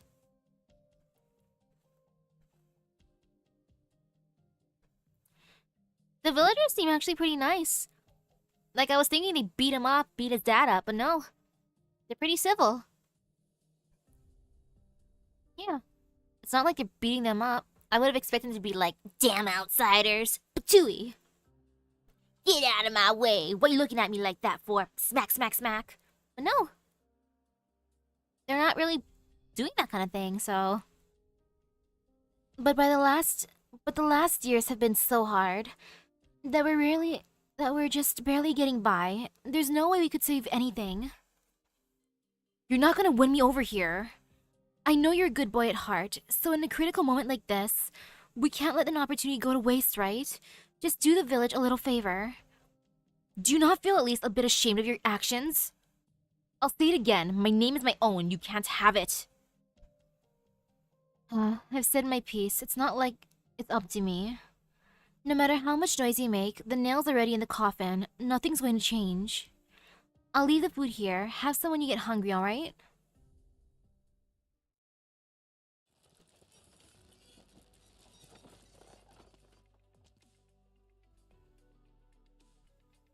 So, Dazi, why aren't you working in such good weather? Plow's broken. I was working in the east end of the village when I hit a buried stone. Now there's a huge gaping hole in the middle. There should be some spares in the shed over at my place. Just take one and replace yours. Anything else? Elder, when I hit the stone, the originium motor broke too. No one to blame but myself. The motor's been in bad shape for a long time, but I couldn't afford to repair it when the last nomadic city passed by. I've spoken to you many times about this bad habit of putting off repairs, and now you found yourself in a tough spot. I'll go look for a solution. How do you suppose you turn dirt into rock and rock into an originium motor? If it comes to it, I'll plow the fields the old-fashioned way, just like our ancestors did. They dig out the entire mountain after all. Are you sure about that? Easy to say for the flatlands, but most of our fields are on the steep slopes. And coupled with soil erosion, even a bird and beast would have a hard time. I know that. Your aunt should be home by now. Go look for her. She can help you fish out that mobility scooter of mine. You don't mean? It's not as powerful, but it's still a working motor. With a little tinkering, you can probably make it work for your plow. Didn't the foreman see you having trouble walking when we were finishing up the Qiubai? So we brought that for you from the nomadic city. You might need it come winter. What if I break it too? It's already broken. Huh? How? I'm not used to toys in the city. We've reached the end of March. We sow in spring and harvest in autumn. The seasons don't wait for us. It's not like I'll be totally immobile without a little car. But if we don't grow enough food for now, none of us will last through the winter. Ouch. That is just ouchies. But stop whining at moving. But yeah, at this point I think that she should just leave the village. I mean, I don't know if his dad would want to move away though, but... yeah... him and the village don't get along.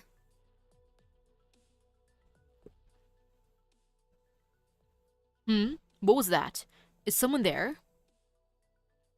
I know I'm old, but my eyes are failing me already. Oh, she's back. Qiubai, just take the boy away. Like, the village seems decent. Like, all around it seems decent, but just not the type of place that Bang Xiaoxi would get along with. The young swordswoman steps back just slightly, enough for the fence to hide her figure. The villagers carry water to and from the fields, while the sound of well machinery trundles on. Qiubai looks at the old man by the well, and then at the mud and scattered footprints on the ground. Roads in mountain villages are always like this. People are out working under clear skies, while smoke and dust abound. But in the rainy season, there is mud everywhere.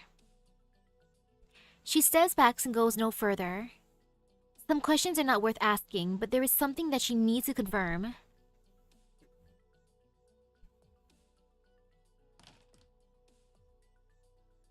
She pushes open the small courtyard door. The place was so packed the day before, she didn't have time to look closely. The north-facing fence has an opening not unlike an old man missing his front teeth. It is stained with dirt and mud, most likely from all the heavy rain a few days ago.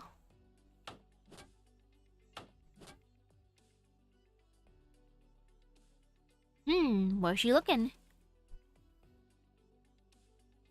A long bench sits in the middle of the house, black and shiny, showing its age. Leaning against the bench is a log half a man's height, The hunter rests his shoulder against the top part of it, chipping away at the wood. Sawdust flying to the ground. Qiubai recognizes a log. It's the one the hunter carried home yesterday, now cut in half, and being roughly chipped into a rectangular shape. Who's there? Oh, Miss Chu, I thought you were ready. Did you happen to forget something? What is the lumber for? Huh? The wood you're working. Oh, I'm making a bow. You are? Yes, it's going to be a bow. I wanted a new one. I was a hunter back before I came to Moshan. I figured I might try my hand at it again. The last 2 years have been rough, the harvest dwindling more and more, so I thought I could hunt some sand beasts to help the food shortage. Walnut wood is dry and brittle, but you think it could be used for a bow? You know your stuff. Us mountain folks don't have the privilege of using sturdy wood. I don't need this bow for fighting or killing, as long as I can use it to hunt.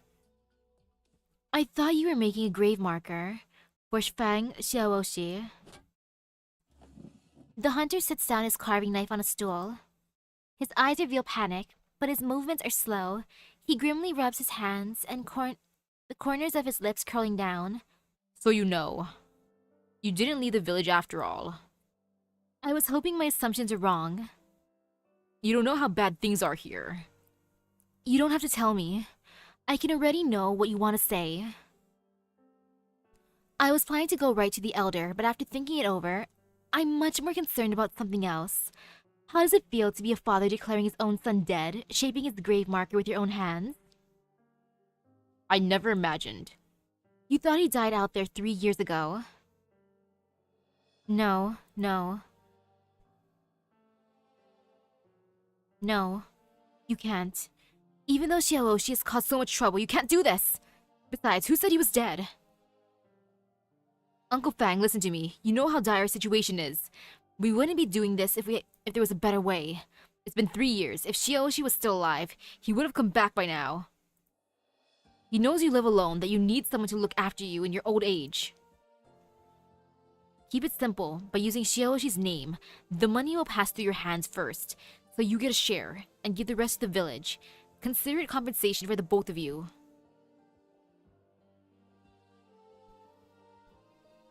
The money will go through me first. I could use it to travel all kinds of places. It's funny, I spent the first half of my life as a wandering hunter in the wilderness. After I got sick, I decided I'd do anything I could to leave that life behind. It was hard to save enough money to buy this plot of land in Moshan and to make a home for myself, and now in the end, I'm leaving again. It's been 3 years. I have to find my boy. I don't know if I'll find him or if I'll even make it back. Miss, no, a heroine like you deserves an even greater title. You brought Xiaoshi home, and you still care for his welfare. I'm grateful for that, but please, stay out of our lives from here on. He's caused so much trouble for the village, and it wasn't easy for him to come home. If we cross the villagers again, we might not have a place to stay. The man will be here in 2 days. Nothing can go wrong. Nothing can wrong, or the entire village will suffer. I've seen plenty of crazy business in Jiangnan and the lands beyond. You're trying to get money for the sake of the village, and I have no intention nor method of getting in the way of that. Good. That's good to hear. After this, it's all over. The boy will get to stay in the village to live safe and sound. That's all I ever wanted. Will staying in the village really guarantee safety and peace? The villagers wouldn't do anything to Xiaoshi. Yesterday, they swore before their ancestors at the Yishan temple.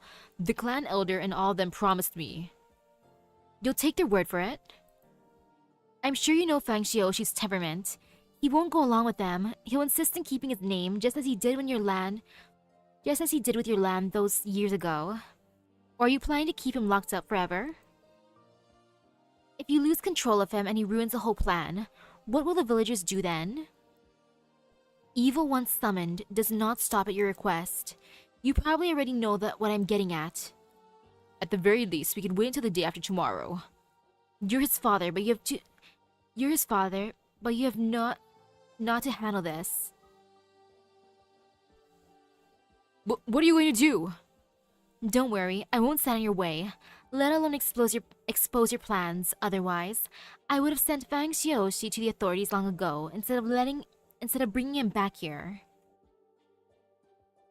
But since I was the one who brought him back, I had to ensure his safety. I can't see him come to harm, or it would be as if I hurt him myself. If I was the dad, I'd be like, you know what? Take my son. Please just take my son out of here.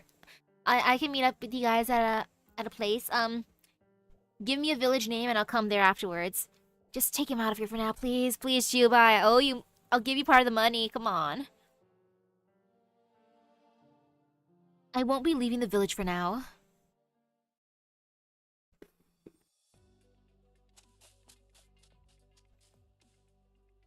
What are these buttons for? I pressed them so many times, but nothing's happening. How did that guy turn it on? Are you done yet, huh? Calm down, I've almost got it figured out, okay? You don't know how the camera works, and you're still hugging it. Let me have a try. You'll break it. I want to see the people inside arguing again. I didn't get a good look before it turned off. Let's go. Hello, Elder. Xiaoping and Xiaoan, come on, hand it over. No use hiding it from me. Wasn't this supposed to be my room? Who said you could mess with it? So Qiubai really is gonna adopt a boy soon. We've never seen anything like this before. We wanted a closer look. You're so interested in it. Do you even know how to use it? Well, we managed to turn it on. You did? Yeah, a person appeared in this little box. Was it a movie? Please, have you ever seen one? Movies are performed by famous people in the nomadic cities on a big screen, but the person in there... Wasn't it the lady messenger who comes to the village sometimes? That boy, he wasn't alone. Oh? The plot thickens. Health and safety.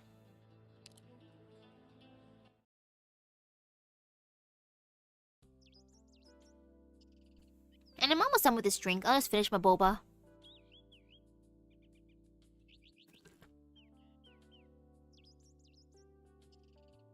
Yummy, yummy.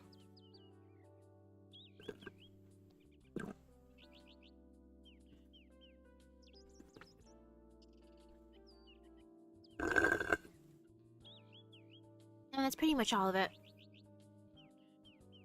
That was pretty good.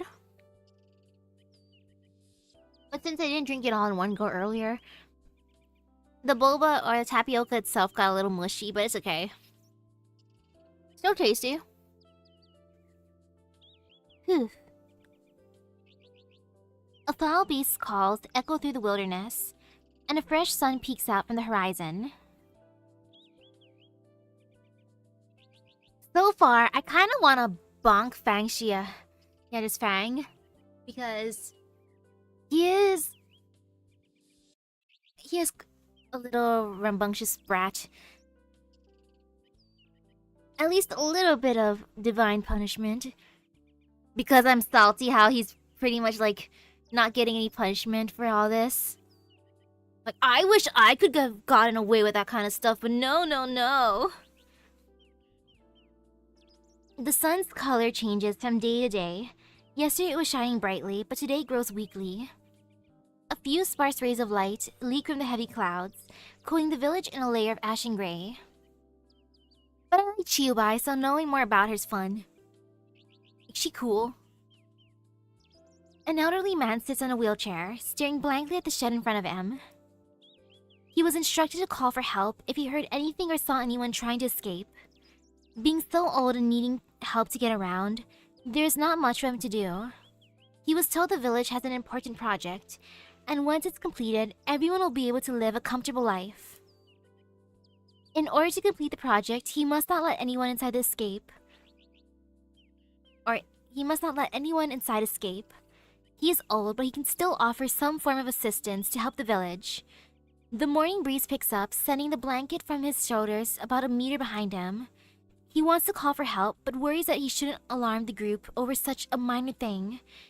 He should only cry out over the task entrusted to him.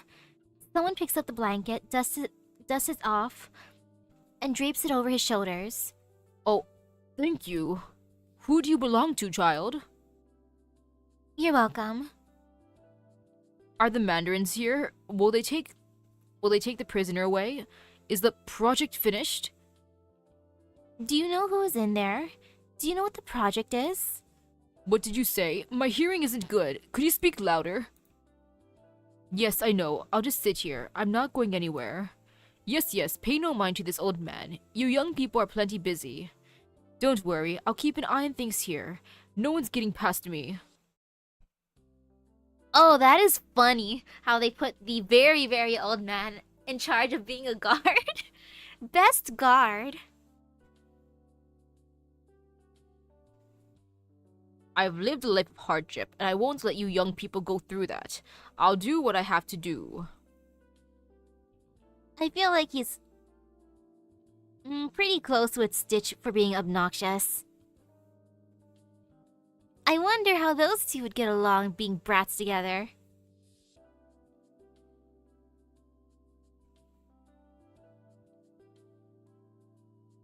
The swordswoman pushes the old man's wheelchair a few steps forward, enough to catch the sun, then quietly leaves.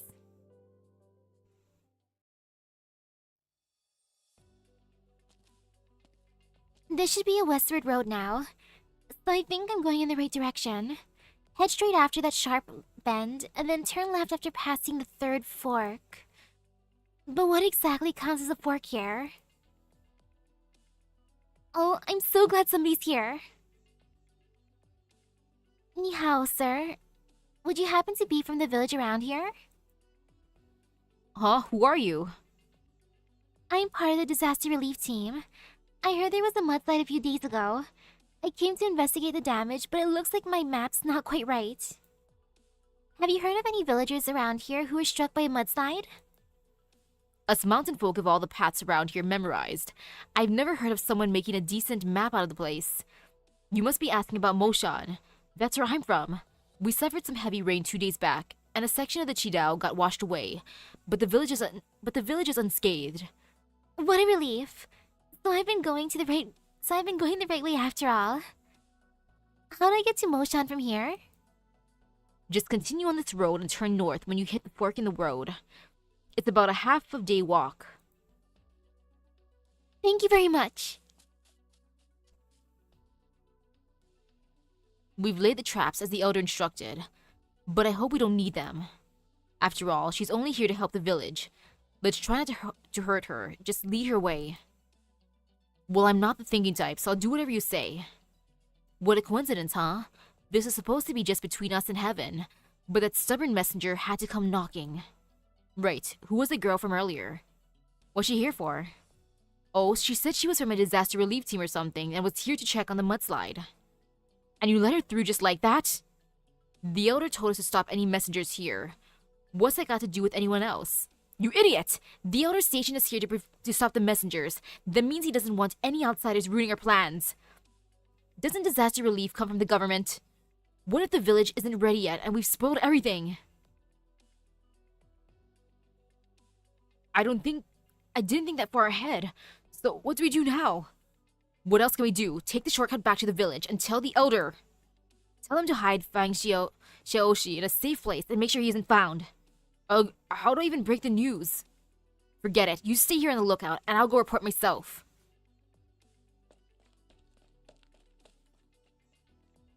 Wait. You didn't tell me how the traps work. Poor passing villager A. He's like, I don't know what to do. I don't know how these work. I don't know who to let through. Whoopsies, my bad.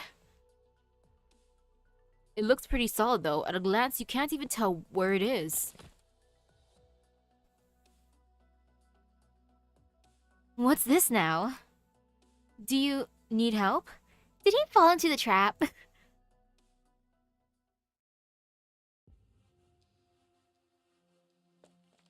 Messenger lady looks super pretty though. Elder, bad news. The mandarins are here early. How could this be? Didn't we agree on a time? I don't know myself. We were waiting in the village at the village entrance to hold off any messengers, but that idiot Dafu spotted one and gave her actual directions instead. At this point, there's no turning back. Well, it was inevitable, and better sooner than later. There's no need to panic. Just do what you've been tasked to do, and I'll ready myself and head to the village entrance. Elder, are you sure you can handle this alone? I have some inkling on how to settle things. The rest of you, do not let Fang Xiaoxi escape and make a scene. The mandarins might pay a visit to the hunter's place later. Right. If he dares make any noise, we'll just drag him out of the village. I've also tasked someone with sorting things out over at the hunter's place. We're giving him so many days, but it's time for him to place the grave marker. Alright, we'll go with this for now. Honored ancestors, please bless us. We must pass this test.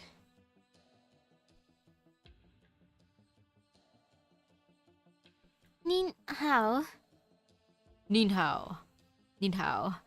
I am the clan elder of the of the Moshan village. We have been anticipating your arrival. Your magisterial greatness honors us with your presence. We beg your forgiveness in forcing you to travel all the way to a remote village. Magisterial? Honored Elder, I heard there was a mudslide a few days ago, and wanted to get a deeper understanding of the situation. Of course, of course. We have to be crystal clear about such an important incident. We've already finished the preparations. Shall I take you there now? Preparations? Okay, I appreciate your cooperation. Strange. Why did the government send such a young girl? That bag she's carrying, it doesn't look like it could hold 1 million.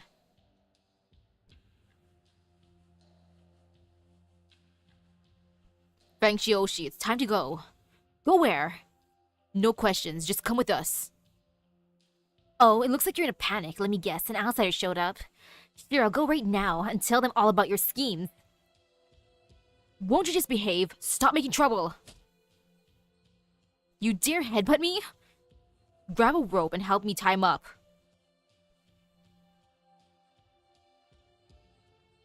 And again, they're just tying him up. I would have expected them to be like, you just headbutted me, boy, slap. Or punch. Heck, even Susie got, like, beat up a bunch in her event, and she's precious. She's a precious bean. Hunter, it's about time. Just come with us and place the grave marker, then it's all done. Why the hurry? Didn't you see the mandarins are coming tomorrow? I don't know why, but they're here today. So we have to finish our side of the job early. But I'm not done carving yet. This Moo character is still a few strokes short. This is a pretty serious thing, so we can't do a shoddy job here. We don't have time. This is all an act, so why worry about stuff like that? Fine. I'm coming. I was hoping that they'd be like, Fang Xiaoxi. this is the payment for all the debt you owe us after making so much trouble. Boy, think of this as you paying your debt. Like, okay, fine, maybe. The mudslide happened a few days ago, overnight, and this boy was at the Qiubai worksite. Fang Xiaoxi was born and raised here in the village. We all loved him as a good boy with a virtuous heart ever since he was little. He knew how difficult it was to build roads through the mountains and how important this project was to the village. He probably wanted to salvage some materials, and as a result...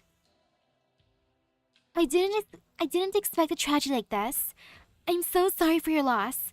Disasters are merciless, but at least, wherever they happen, people always look out for each other. Well said, madam. Fang Xiaoxi did not die in vain, at least. He perished for the sake of the village, and we will remember him always.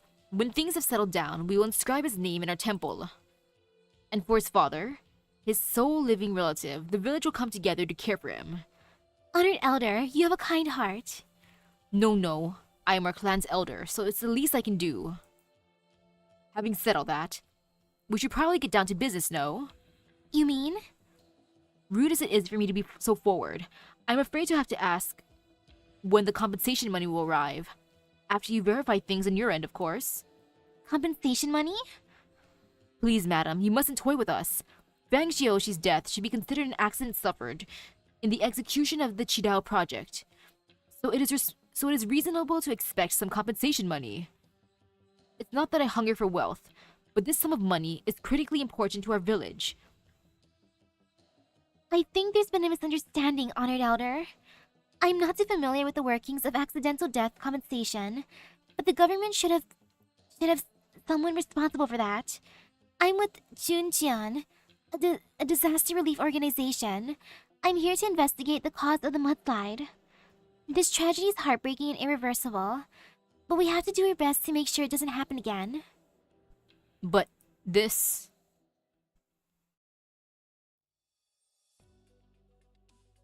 Anguished moaning. Don't move. Let me take a look. Seems fine. You didn't break your ankle at least. How is it? Can you walk? Thank you. What's going on? Why are these hunting traps on this path? Well, spring has just begun and some beasts made their way into the village 2 days ago, so we're taking some precautions. You still shouldn't lay traps where people walk, though. It's too dangerous. See, you only caught yourself. Well, I'll come help you after I'm done with my work. I'm pretty good at repelling beasts. I've got some letters to deliver, so I'd better get a move on. But wait! Is there something else? Are you heading to Moshan? Yeah, what's up? You can't go there. Why not? Because... Oh yeah, in case you didn't know, a mudslide hit this area 2 days ago and washed out the road. If the road is out, then how did you get here? If you could get out, then I can get in. It's just a little mountain climbing, no big deal. No, wait! What else? I told them I was a horrible liar, and they still put me out here. I'll just say it. I'm supposed to keep you from going over there. Even if I have to lie or convince you or whatever, I can't let you go to the village today, even if I have to fight you. I knew it. You've been acting weird this whole time. What exactly are you guys trying to pull here? So we found this body and we're pretending it's one of our own so we can get some compensation money. Oh my, I'm going senile.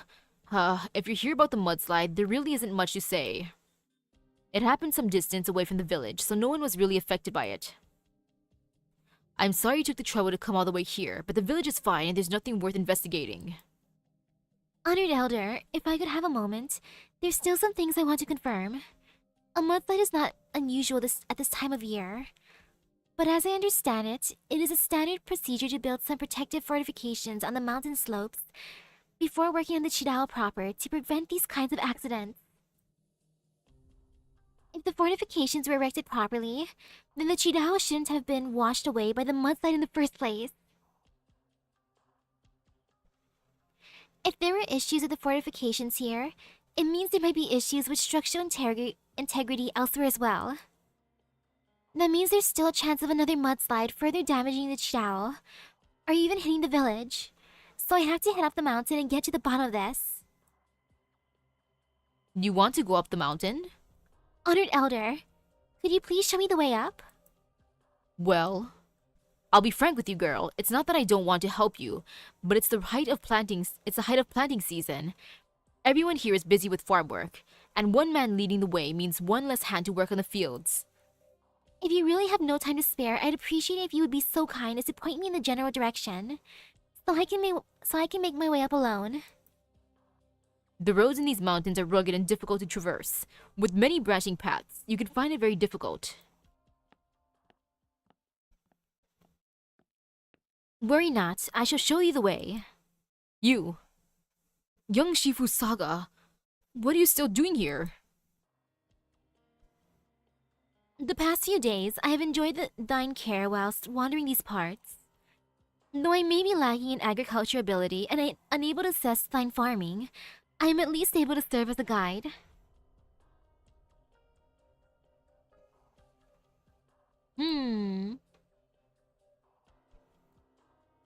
Yeah, Saga will probably have like a neutral side of things. It is funny though how she just happened to be there. Saga do what Saga wanna do. Like how she just happened to be in the painting than the other event. Young Shifu, now is not the time. Honored Elder, I don't really understand what's going on. I get the feeling you really don't want me going up the mountain. This whole time you've been talking about how much damage the disaster has caused the village. So why don't you care about keeping it from happening again? Elder, the hunter. Whispering, Elder, please. I'll be right there.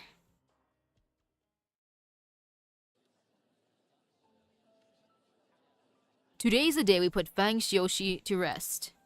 Everyone present will bear witness. To send off a boy less than half of your age is truly difficult, but life and death know not reason. You've done a meritorious service, dying for our village's sake. I pray you are reborn in a better family and place in your next life, and not somewhere like here. And thus, I declare Fang Xiuxi as dead. Hunter, as his father, I think it would be best for you to place your son's grave marker yourself. Wait, I have a question. You say Xiuxi died for the village and will be buried here, but have you truly treated him as one of your own?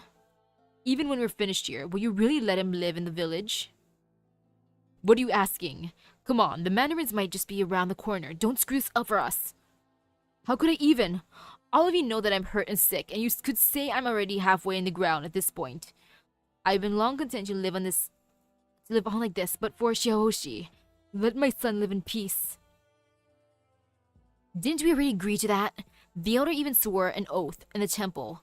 Once he finished this, the village will take care of you both. Why so uneasy? Hunter, what are you waiting for? I'm just worried. You need us right now, but who knows what'll happen after you get your money. How will you treat us then? I really have no idea. And yeah, Hunter is a good dad. Heck, he rebuilt the temple. He paid for your son's crimes. Reminds me of something someone once said to me yesterday. A man is never truly satisfied. The hunter loosens his grip, and the wooden tablet in his hand falls to the ground. Hey, we need that money to survive and to tend to the land. What's with it? What's that to you? Is the elder's word not enough? Do you need the whole village to kowtow before of our ancestors for you to believe us? That's not what I mean. We're out of time. There's nothing else we can do.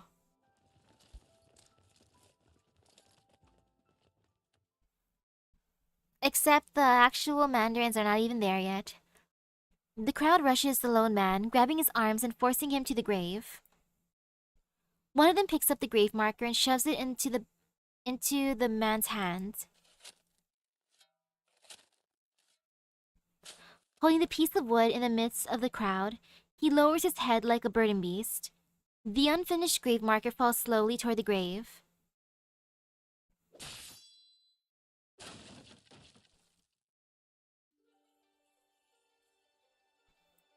Oh? A long sword flashes across the space, splitting the wooden grave marker in two. Facing rebels, bandits, seasoned generals, kung fu masters, whether in a fight or a competition, the way she unsheathed her sword was always more natural and unreserved than the action she just took. The sword only barely tapped into its power, sending splinters flying erratically. Before leaving Yumen, she told that man, "I will find a place to bring this sword to its full potential." But what's the point of drawing a blade before a group of unarmed villagers? Should she have drawn? Was she right to try and stop this? But why even wield a sword? If you stay silent in the face of injustice. Like Fang said earlier, heroes like butting into other people's business after all. Placing that grave marker would defile 2 lives. Miss Chu, you're still here? I've been worried this plot of yours could go past the point of no return. And I was absolutely right to worry. You know everything? Every last detail. Then you should know we're just trying to survive here. These past 2 days, I've heard something to that effect dozens of times. A corpse, a name, a son of money. Can you only survive by trampling the dignity of others? She does not raise her voice, but the villagers seem to shrink back from her. She scans their faces, the people look at her with trepidation, and the sword in her hand. Such looks are all too familiar to her. Perhaps they fear more than just the sword, though. There are as many things here that could seal their fates. Perhaps they fear the sword, or perhaps the weeds of the wilderness. But have they known anything other than hardship? The light of her sword disperses, and she slips it back into its sheath, without pointing the blade at another soul. Girl, no, honored master. This is none of your concern. I know kung fu masters like you fight for justice, but you are a mighty swordswoman, while you couldn't hope to understand our lives. There is no difference between you and I.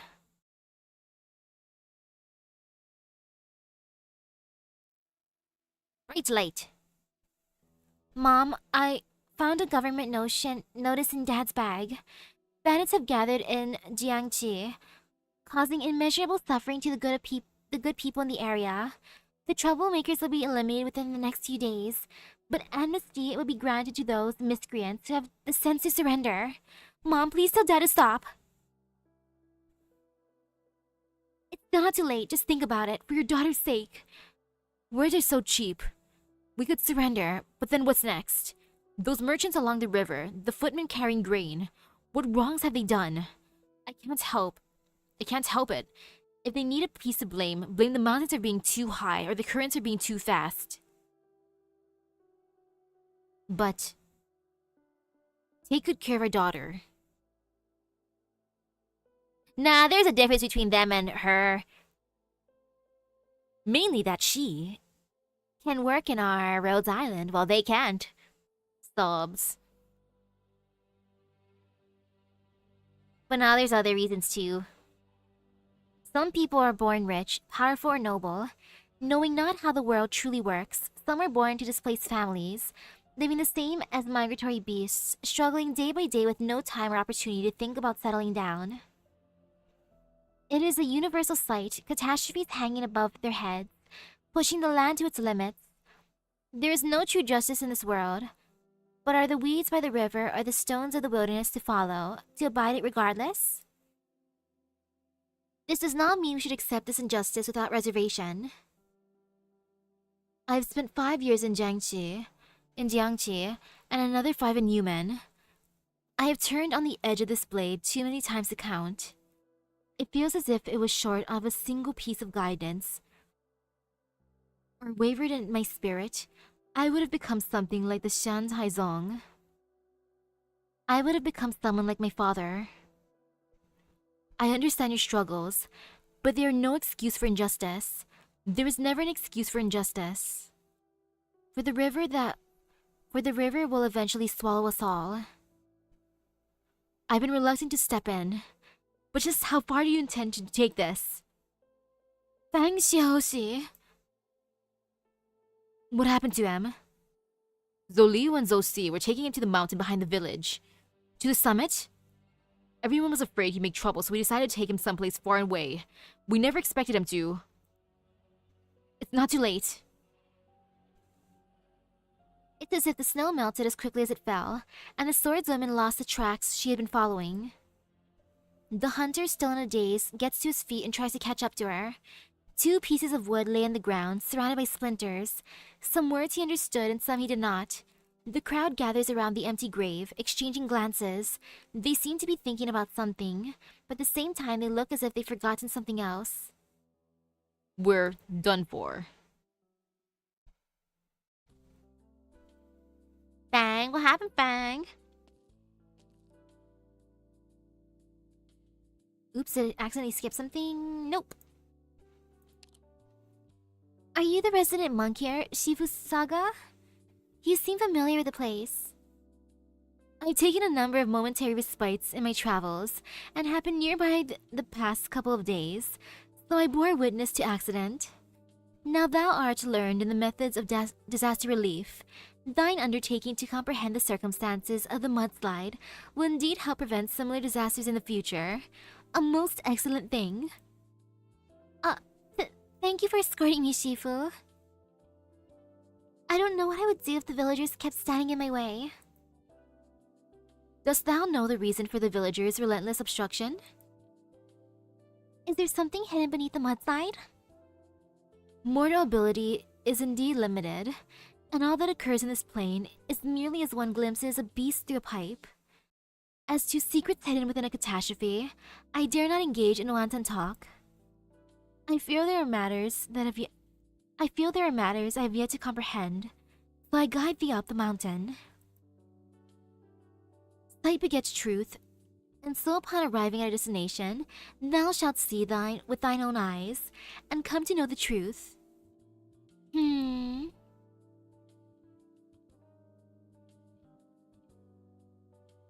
This is where the mountain broke off.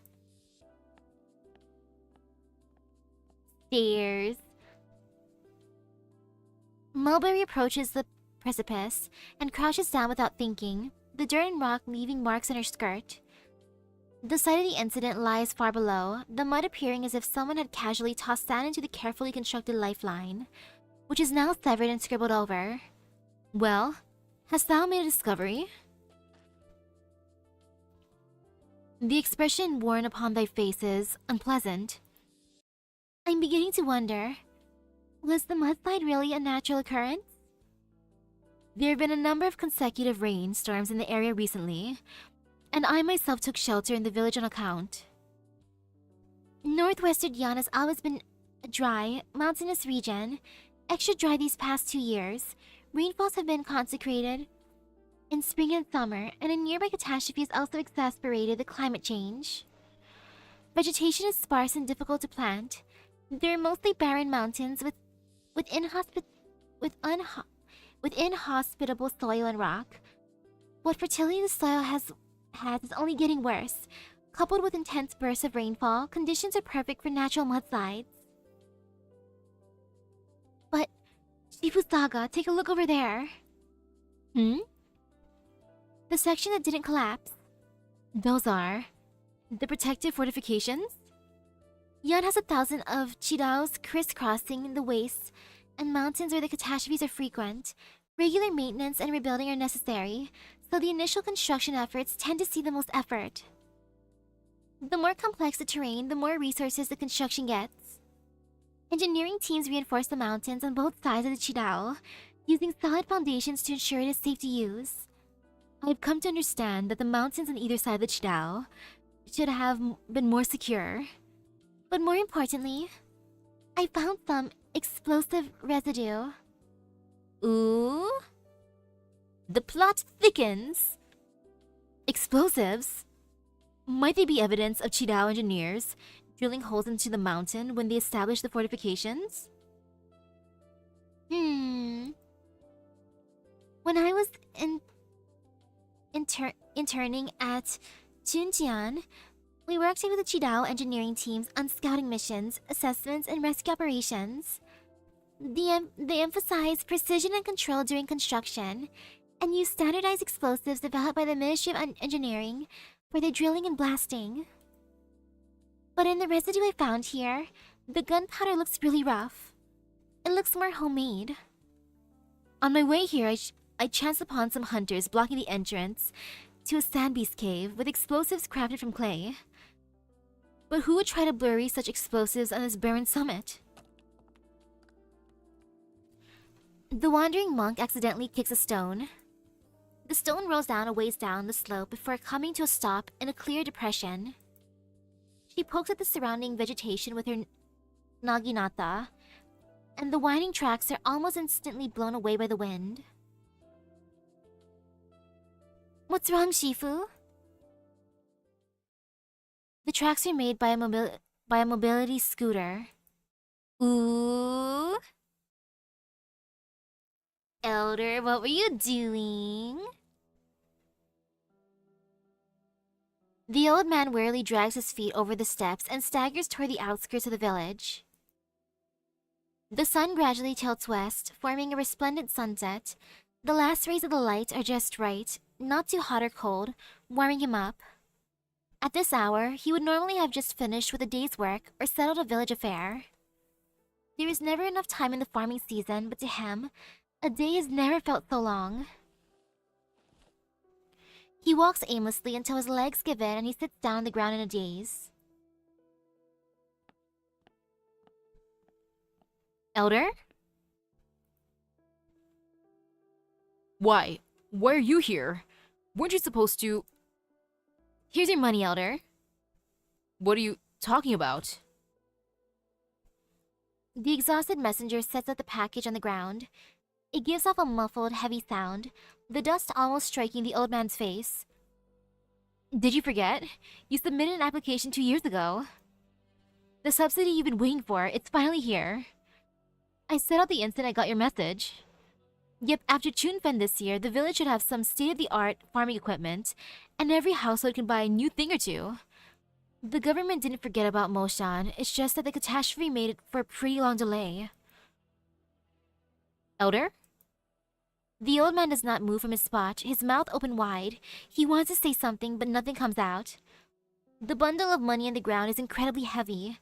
The old man feels his vision blurring, as if the mountain cleared by the excavator thousands of years ago had returned, weighing in his heart. Go, quickly. Go and release Fang Xiaoxi. Elder. Fang Xiaoxi, he jumped off the mountain. Ooh, he jumped, huh? Nameless minion. So dang, they were gonna get money no matter what though. Oof. My guess is he probably jumped off because he's like, it is my name and mine alone. Jump. But we shall find out. How'd it go? I got it. The elder didn't see you, did he? He wasn't home. I think he went to the Yishan temple to make an offering to the ancestors. That's good. I don't want to get chewed out again. Anyway, hurry up. Let's take a look. What are all these buttons for? This round thing here. It looks like a flashing stick inside. Is this really the camder thingamajig lady messenger was talking about? Camcorder. It's definitely it. The Lady Messenger's magazine had an ad for a machine just like this. I saw when the elder took it from that guy yesterday. Can this camcorder thing really suck people inside? What the heck? You're talking about recording. Okay. Turn it on already and let's see what it can do.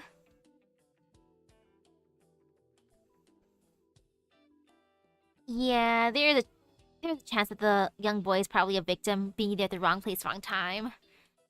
I'm trying, but it's not doing anything. The month like yesterday might have messed up some of the mechanisms. You're just pretending like you know what to do. Let me try. Hey, hands off! Erg. My head. For what reason have you children cast a stone at me? It is no matter. I feel no pain from the stone. I carry no blame for you children. Can we have that back? Should I return it to you, it would be unbecoming if you then attacked another soul with it. It's a camcorder, not a rock. I see. So this is a camcorder. In Higashi, I heard brothers speak of such a device. Though lightweight and swan shape, it faithfully retains the likeness of any images in perpetuity. After parting ways with my head priest, I had spent a long while wandering the lands of Great Yan, including a fair bit of time inside of a paint scroll of a certain master. Therein, I witnessed countless wonders. Though we will never meet again, I am left with deep regret.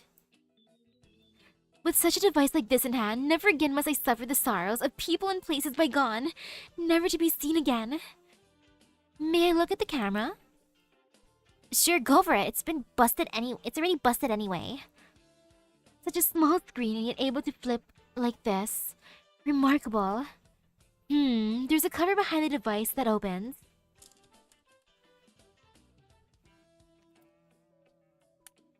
Oh my. The screen is illuminated. You turn it on, but how? Hey, tell me what's inside. We're about to witness a crime. From someone like you who doesn't really know the people here, who are you to judge our lives and look down upon us? What gives you the right to talk about change? You've got a lot of grand talk about compassion, but in the end, you're just looking down on us, pitying us. Leave me alone!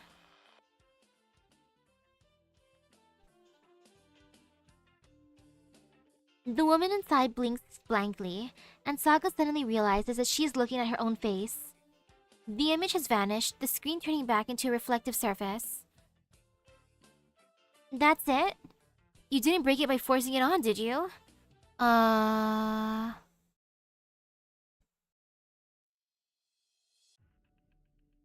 What? Let go of me! But yeah, it's probably crime potential. I mean, the camcorder was being held on by that random bully. Gah, rotten kid, settle down! Arg! Gah! No biting either! What are you dragging me up the mountain for? What are you gonna do to me? You must have been feeling real stuffy locked in that old shed, right? We're just taking you out for some fresh air before heading back. You think I'm an idiot?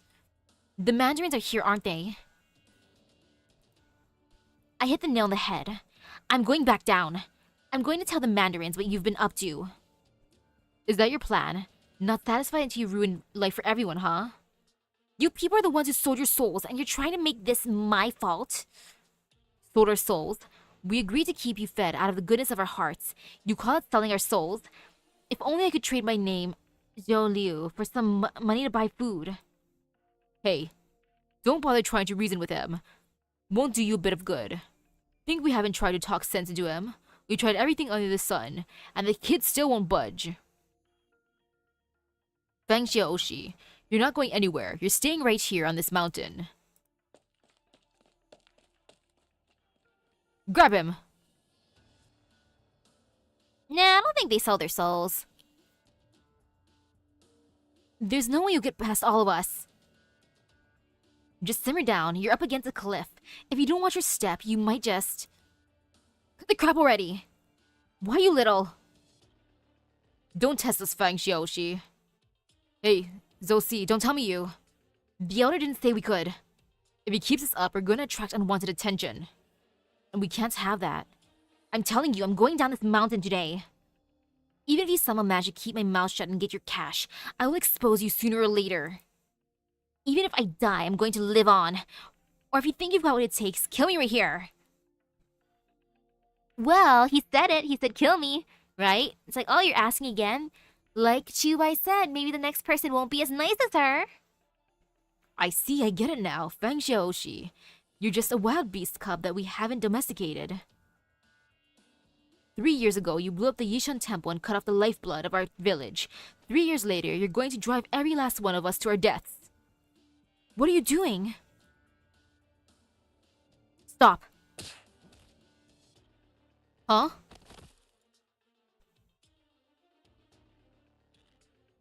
Master, you're still here? And hey, I thought they said he was pushed off a cliff. Or he jumped off a mountain. He didn't jump. Shifu Saga, I don't understand. The Elder didn't seem like a bad man, so why? I am reminded of a story I heard on my travels. Wouldst thou like me to recount it, good Mulberry? Yes. There was once a bukuai, a lawman, who worked hard all his life and devoted himself to his duties. Though he was poor, he eked out a stable, comfortable life. Once he was ordered to capture a group of bandits in the mountains. When he did see their cave full of hoarded treasure, he could not restrain the evil thoughts that arose within him. The bukuai took 2 pieces of pure gold, a mere 2 pieces, and hid them in his pocket. His actions were discovered by a fellow lawman. The latter dangled this over his head, seeking to blackmail him into splitting the loot equally. The bukuai was indignant and slew his fellow lawman in a fit of rage. He made as if the deed was done by the bandits and returned to report back alone. How could anyone do something so awful? Also, why didn't the other lawman just take some gold himself? It's like, bro, you took 2 pieces of gold? Give me one, or else I'm gonna report you.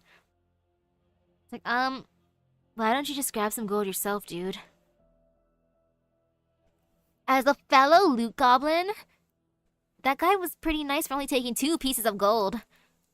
As a loot goblin, I'd be tempted to take everything.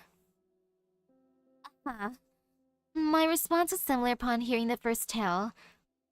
Upon first hearing the tale, alas, know that the story is far from over.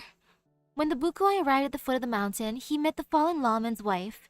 He knew not why she would appear here, and panic set into his paranoia-gripped heart. Resolving to see things through to the end, he murdered her as well. The Bukuai beheld the blood-stained knife in his hand, confused and frightened at the same time, before hurriedly fleeing back home. However, these murders were quickly discovered. The Bukuai knew he could not escape his crimes and condemned his entire family, turning into a life of banditry. As for how the Bukuai became an infamous bandit, carrying calamity in his wake, or how he ultimately lost his life and left not a trace behind, I shall not elucidate the specifics. Who would guess that 2 pieces of gold could lead to all that? Indeed. My head priest said that evil thoughts are beasts residing within the hearts of man, which must be beaten into submission every now and then. As such, my mission is to ensure the temple bells never cease. After all, it is difficult to contain a wild beast once it is freed from its cage. The drifting monk bends down and rubs a pinch of gunpowder stained clay between her fingers. They say the weather is as unpredictable as the human heart. The winds and rains are unpredictable indeed, and managing them to avert calamity is best left to experts such as thyself. All I can offer is to join thee on one leg of thy journey. I ought to go down the mountain. And now water break. Because the boba was tasty and all, but water hits different.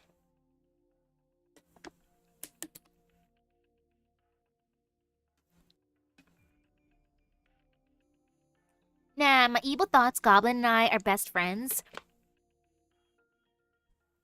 We both feed into each other's badness, like food and other stuff. It's like, my evil thoughts, Goblin, if you do this to me, I'll let you spend this much in gacha. Okay, sound good. This is the second time I've saved your life. I hope there won't be a third. Huff. Miss Qiu, wait for me. Shioshi. The hunter laboriously manages to catch his breath, plopping himself down on a large rock nearby. Erg, never expected this path to be so rough. I don't have the endurance for this. Back when I was young, I once saw a taupe beast. My aim wasn't good enough, and my arrow lodged into its buttocks. The beast started darting about in a frenzy. You rarely see a taupe beast that plump, and I didn't want to get away, so I chased after it like my lungs didn't need breath. Finally, I caught the beast in a grassy clearing a few li away, and had myself a feast. But now, my body is covered with wounds, barely able to draw a bowstring, barely able to swing a hoe. I barely made it in time to save my own child. Sometimes I wonder what it's like hunting and eating the hunt. The closest thing I've ever done to that is fishing, since fishing is technically hunting fish. So I've caught some fishies, pulled them off the hook, put them in a bucket, took them home, and then fried them. Dad, what are you trying to say? I'm just glad that you're fine. Miss Qiu, these men. Don't worry, they're only unconscious. But I can't guarantee they won't suffer from headaches for a fortnight after waking up. In any case, they deserve some punishment for what they've done. You're right. Yes, you're right. They didn't do anything to you, did they? No, not at all. I'm glad. What are those bastards in the village doing now? I bet they're putting on a whole song and dance, bawling their eyes out while showing the mandarins to the grave. Now that I'm a free man, I'm not gonna let them get away with it.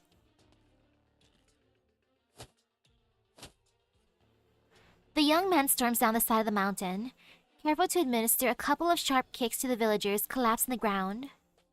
But he suddenly comes to a halt. A hand is tugging on his arm, and even through his clothes, he can feel the abrasion from the calluses on that hand. He lowers his head, and the old man seems to apply even more force to his grip, turning away to avoid his gaze. Like, son, stop it! Son, don't. Come on, just stop, son. Yoshi, hold on. You didn't just come to save me, did you? You're also here to stop me. Like, son, stop. Stop adding fuel to the fire. Come on, son. Two of the bluestone tiles in front of the altar are gone. He took the pieces the last time he was here, not having had time to replace them yet. The layer of soil beneath the floor tiles is damp, cooler to the touch than the bluestone. The old man feels this coldness with his forehead. The statue of the ancestor cannot speak, so he must be first to say something. But what is there for him to say?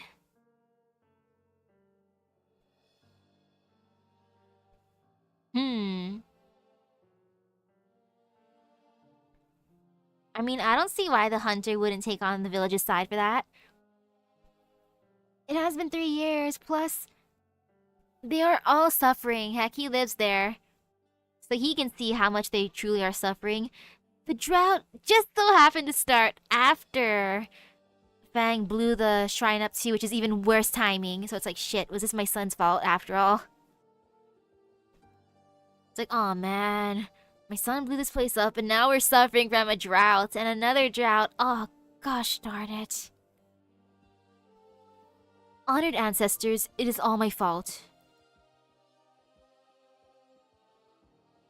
I have never thought an investigator would come to the village. I never thought that we'd drive the boy, Fang Xiaoxi, into despair. After I saw him grow up before my very eyes. I never thought that 3 years after he left the village, leaving no trace of whether he lived or died, he would return now, of all times. I truly do not know what came over me, what possessed me to agree to use his name to swindle the compensation money. I never thought that in the middle of the night, during such a heavy rainstorm, a boy would chance upon the Qidao. All I could think was, if this part of the Qidao was destroyed, that would have kept the maintenance work going for another 1.5 years. Even 2 or 3 months would have been enough.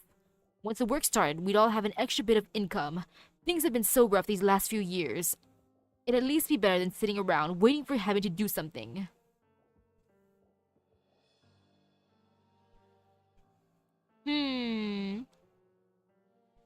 If I was a hunter, I'm an a-hole, so I'd be like, punishment first, rather than safety first. I'd be like, these are the consequences of your actions, son. If you're my son, you will pay for it. You are not getting off scot-free, son. I ain't doing all this work for you. Heck, I would make him do the manual labor. Like, these are the consequences of your actions. I don't care how old you are. This is the real world. Tough luck, son. Gotta teach you at a young age that there ain't no free passes in life. You do the crime, you pay the time. Sucks to suck, son. Mainly because of the way I was raised. Like, heck, whenever I wanted ice cream as a kid, and my dad would take me out, he would make me pay for him too with my allowance that he never gave me. The allowance I got was from my grandparents, and Dad's like, things don't come free, kid. You want ice cream? I want ice cream. You're gonna pay for both of us, right? I'm like, oh, okay, fine, Dad. Sure. Okay. 1 scoop for him, 1 scoop for me. Just kidding, it's 2 scoops. 2 scoops at the minimum. But yeah, consequences of actions. You want something, you gotta pay for it. And also being grounded for a year. It hurt me so much, but I faced my punishment. So yeah. Tough raising, as one do. The Yishan Temple used to be the heart of the village, but now it's at the entrance. The place you dug out from the mountains for future generations has slowly been reclaimed, devoured over the last few decades. If we keep pushing our luck in this mountain, on this land, soon we won't even have this temple. So that's why I buried those explosives, to take advantage of the torrential spring rains to cause an accident. But as long as there was a better way, I wouldn't have resorted to such disgraceful methods. I never imagined it would lead to all this. Why must heaven torment us so? Like, all the villagers are innocent. Well, the elder is the one who did the bad thing. Village elder took it all upon himself. But I'm glad that he's not doing it just for himself. He's actually trying to help out the village. He just wants his village to prosper. Though man, I feel bad for that one person who just was caught in the crossfires. That person was doing nothing. They just happened to be there. That sucks. Venerable Elder, Were these words meant for the forebearers who dug out this mountain, or for thyself?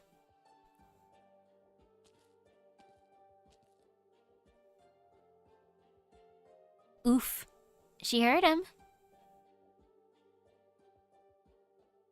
just hold on there, my boy.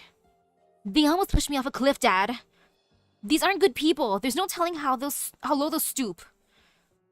Nobody knew the Mandarins would come a day early. Things happened too quickly and everyone was just in a panic. Some things were unavoidable. I know everybody went a little overboard, but I promise, I'll have the Elder explain things. Still, you can't go down there now. After all this, you're still covering for them? I'm not trying to cover for anybody. I remember asking you this. Will staying in the village really guarantee safety and peace? The villagers wouldn't do anything to Qiubai. Yesterday, they swore before their ancestors at the Yishan temple. The clan elder and all of them promised me. You'll take their word for it? I'm sure you know Fang Xiaoshi's temperament. He won't go along with them. He'll insist on keeping his name, just as he did with your land those years ago. Or are you planning to keep him locked up forever? If you lose control of him and he ruins the whole plan, what will the villagers do then? Evil once summoned does not stop at your request.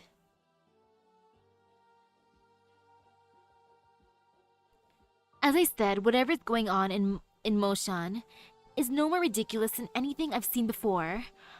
I don't want to get involved, and it really isn't my business. But I've never trusted you. Miss Qiu, are you saying?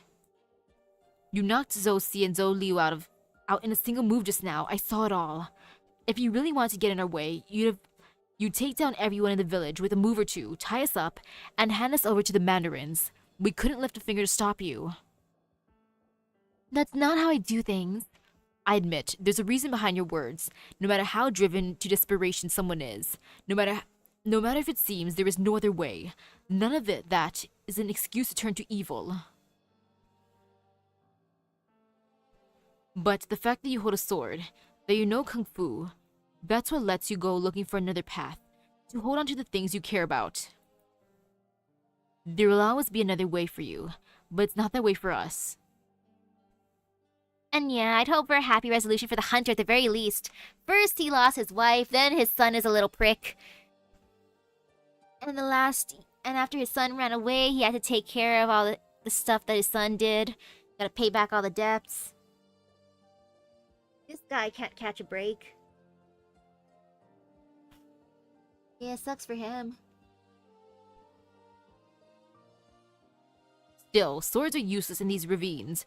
A sword won't save the arable land. It won't control the crazy weather. It won't save 100 or so people here. Not even just me and my son. All we can do is wait for the rain. Wait for someone who can dig us out of the mountain's grasp to show up. All we can do is wait for the Qidao to need more repairs. Or for more nomadic cities to be built so everyone can move in and live stable lives.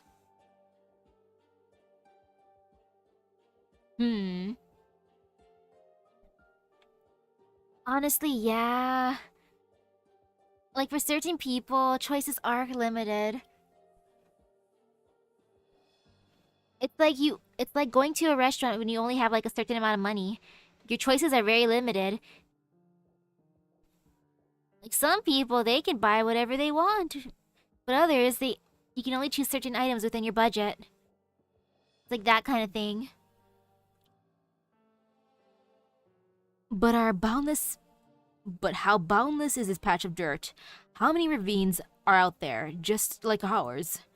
There may be no rhyme or reason to what I'm saying, but I hope you understand what I'm getting at, Miss Qiu. I understand perfectly well, which is precisely why I can't stand by and watch. Just let us go this time, out of the goodness of your heart. Master, let him be. He's my dad. Let me deal with him myself.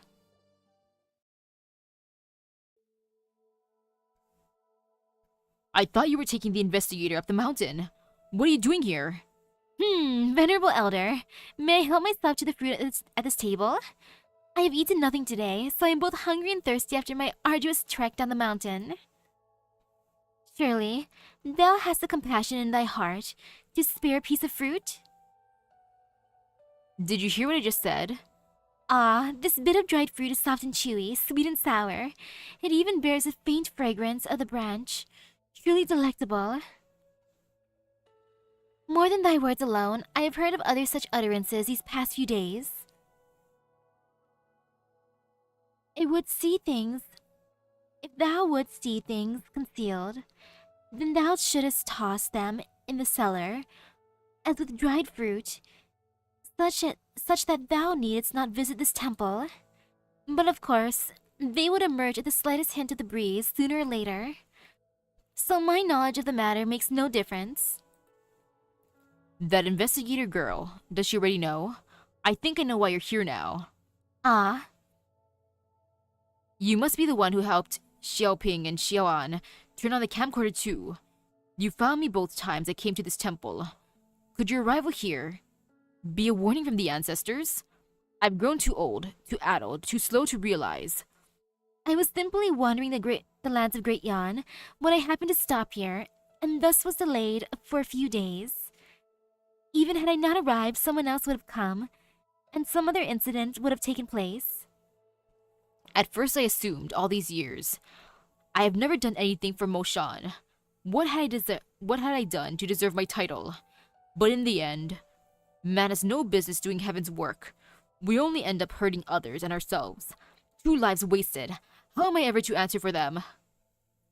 Thy machinations were never particularly thorough in the first place, rather sloppy actually. But I must wonder, why dost thou repent for insufficiently thorough planning? I just was thinking, what if you had come to Moshan sooner? If I had met you before, maybe I wouldn't have found all these wild thoughts in my head. Maybe none of this would have happened. Did I not just say that I arrived but by chance? My presence here is not such a significant thing. Besides, there is a man whose heart truly harbors... Besides, is there a man whose heart truly harbors no evil? Shouldn't a monk shun evil and uphold virtue? Wouldn't it ruin your practice to harbor evil in your heart? Dost thou believe that having such thoughts ruins one's practice? Though I think it's actually pretty nice of this elder to be like, what did I do to deserve this title? Because I feel like it's probably a title passed on by, like, if not by vote, it's by family, probably. Well, wow, he wants to just take care of his village. I respect that. Plus, he's old, so he's, like, probably thinking, this is the only thing I can do at my age. I can't do anything else. I'm an old man. If I have to pay the price afterwards, it's fine. I lived long enough. Dost thou believe that having such thoughts ruins one's practice? Before leaving Dusk Scroll, I happened upon a version of myself that had become a gambler. That me could not resist the temptations of dice and chips, pawning her ceremonial mokugyo, selling her possessions, giving in to unrestrained debauchery, getting friends and companions involved, and carrying out all sorts of unconscionable acts. Before she left the temple, the head priest called out for her to stop, and they each took a stick in hand and enjoyed a most excellent duel. From the beginning of the crescent moon's ascent to the dawning of the sun in the east, the monk never understood why the head priest struggled with each move, as if fighting for survival rather than sport. She had already forgotten the result of that duel. Only occasionally in a trance would she remember her stick hovering above the priest's head. In that moment, did she think to complete the downward strike? To harbor evil thoughts is hardly unexpected, logical even. Shifu.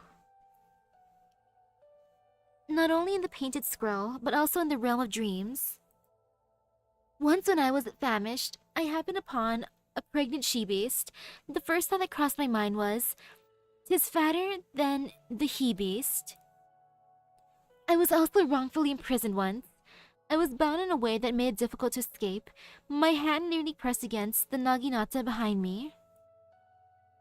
And yet, the woman you see before you is the same nonetheless.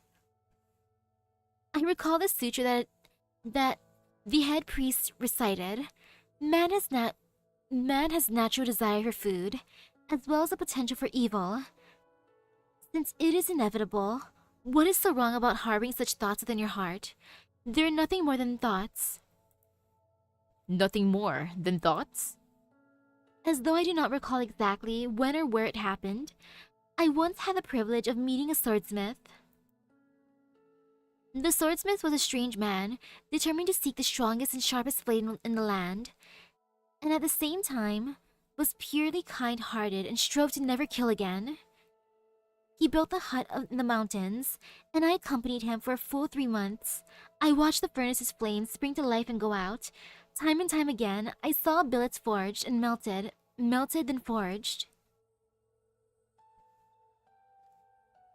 At long last, he produced a blade, shaped like the floating clouds, glistening in all its brilliance, yet lacking a sharpened edge.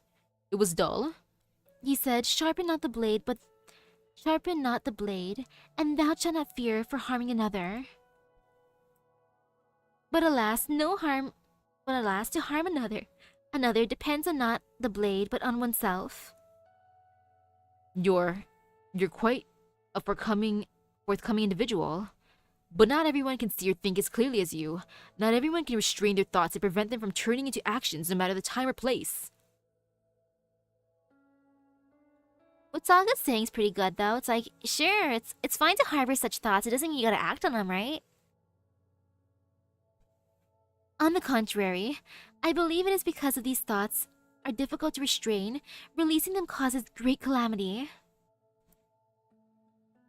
It is like unto ringing a bell and chanting daily. After years and years, one naturally feels the temptation to grow slothful, but to strike the bell even one fewer time would render all previous effort meaningless. How many kowtow to heaven for a single drop of rain only to provoke a mudslide?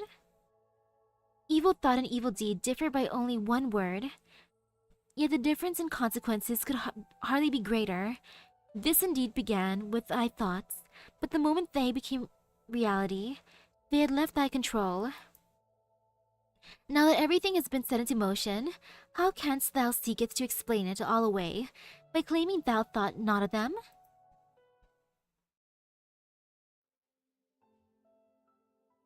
Xiaoshi, it's true that I'm helping them, but I'm also helping us. We lived in Moshan for many years, and we're part of the village. Dad, I know how you used to wander the wilderness, hunting and selling game, just to eke out a living. I know how hard it was. You wanted shelter from the wind and rain. You were finally able to settle down in Moshan, and using the money you scraped together year after year, you'd buy a few plots of land and make your home. You can't bear to leave the land or your house. After all, you owe everything to this place, so no matter what happens, you're willing to take things in stride. When Mom ran off, they bullied us for being the only family outside the Zou clan, and when they insisted on moving the rundown temple onto your land, you agreed to it. Oh, Mom ran off. And now, when they're trying to take my name and turn me into a dead man, you've given it in again. If there's another disaster, whatever in the future, and they come for our land, our house, and our lives, are you just gonna go along with that too? Your life is what you make for yourself. It's not something other people give to you. I know. But if you head down right now and turn the entire village into the investigator, how do you think it's going to turn out? Forget about me. I don't even have that many years left in me. But you're only 15. How are you going to be able to stay here? Why do we need to stay here in the first place? Push comes to shove, we can leave Moshan, get out of the mountains, and settle down in a nomadic city. Doesn't matter if there's no land to farm. There are plenty of opportunities in the cities. I can take on all kinds of jobs. I can learn kung fu and become as strong as Master Chiu. I'll earn lots of money and help you and help you get better. Believe it or not, I've been traveling around all these past 3 years. I've been everywhere, seen everything. You really do take after your mother. Wow, Mama's like that. It would be funny if they ran into Mama during like a travel. Back then, everyone in the village wanted to safeguard the land reclaimed by the excavators and prayed to heaven to put food on the table. Your mother was the only one who wanted to get out of the mountains. She wanted to go to Yumen, to Shangshu, to Lungmen, to experience a different life in a nomadic city that we have never even heard of.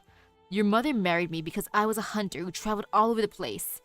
Oh, Mom was like, yo, this guy's a hunter. We're gonna go traveling across the land. What, you wanna stay here, husband? This is not what I signed up for. It wasn't until I bought this land with my life savings, and after you were born, that I was chained to this place like an old burden beast. Only then did she realize I didn't come here just to rest my feet. The day the salesman coaxed her away, I chased you into the wilderness, just in time to bring you back. That woman passed away a few years ago. Oh, never mind, she passed away. No chance of seeing her again. She sent a letter. It took a great many months for it to reach my hands. The only thing in the envelope was a sum of money. Compensation for her death left to Xiaoshi. She followed the salesman to the city to try to make a living, but went back to the wilderness after just 6 months or so. I don't know what happened after that. The message had been handed off to 5 or 6 different messengers, and the details had become blurry. But when I held that pitifully thin envelope, it wasn't hard to guess.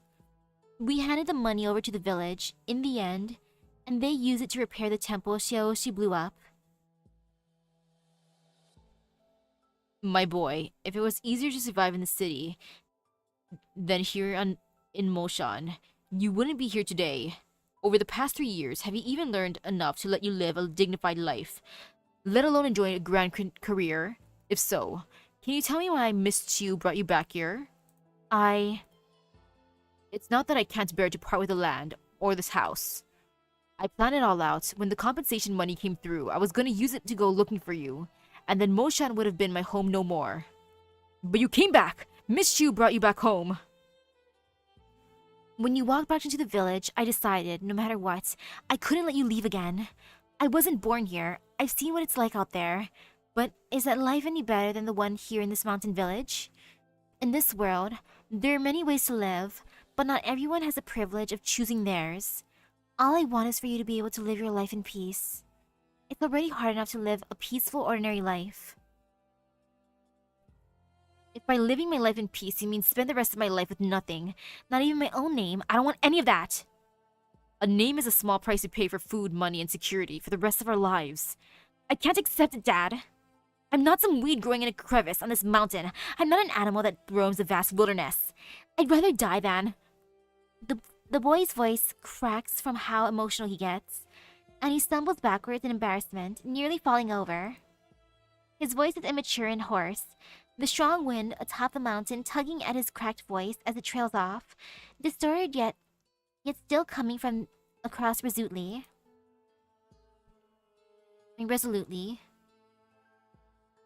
You really are a stubborn kid.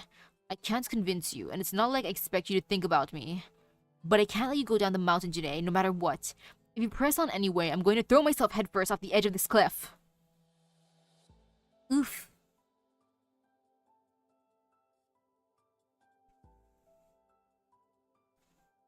The hunter lowers his head. The boy seems to calm down somewhat, and though he still has no more to say, he does not open his mouth again. Fine sand splashes across the people's faces. In these desolate mountains, the wind is ever dry, even during spring.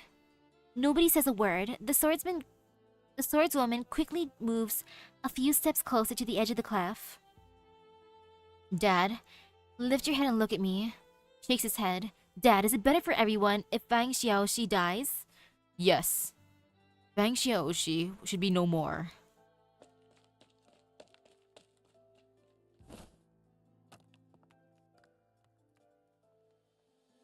When he was little, he used to kick pebbles off the cliff one after another. patiently waiting for the sound to come from afar. He and his name are just like those small stones. And now he has become one with those stones. The speed with which he plummets from the cliff is not so fast. He even has time to think of the tusk beast he and Qiubai saw in the woods, remembering the look in its dying eyes. Was it one of unwillingness, panic, or relief? Is it like the wind? The wind supports his back.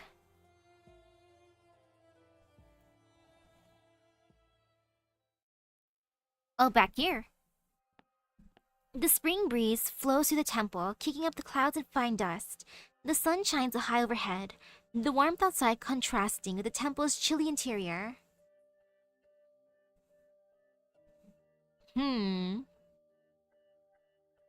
yeah, Qiubai and Xiaoxi do have similarities for this, like they rebel against what they feel is injustice, but gosh darn it, Xiaoxi.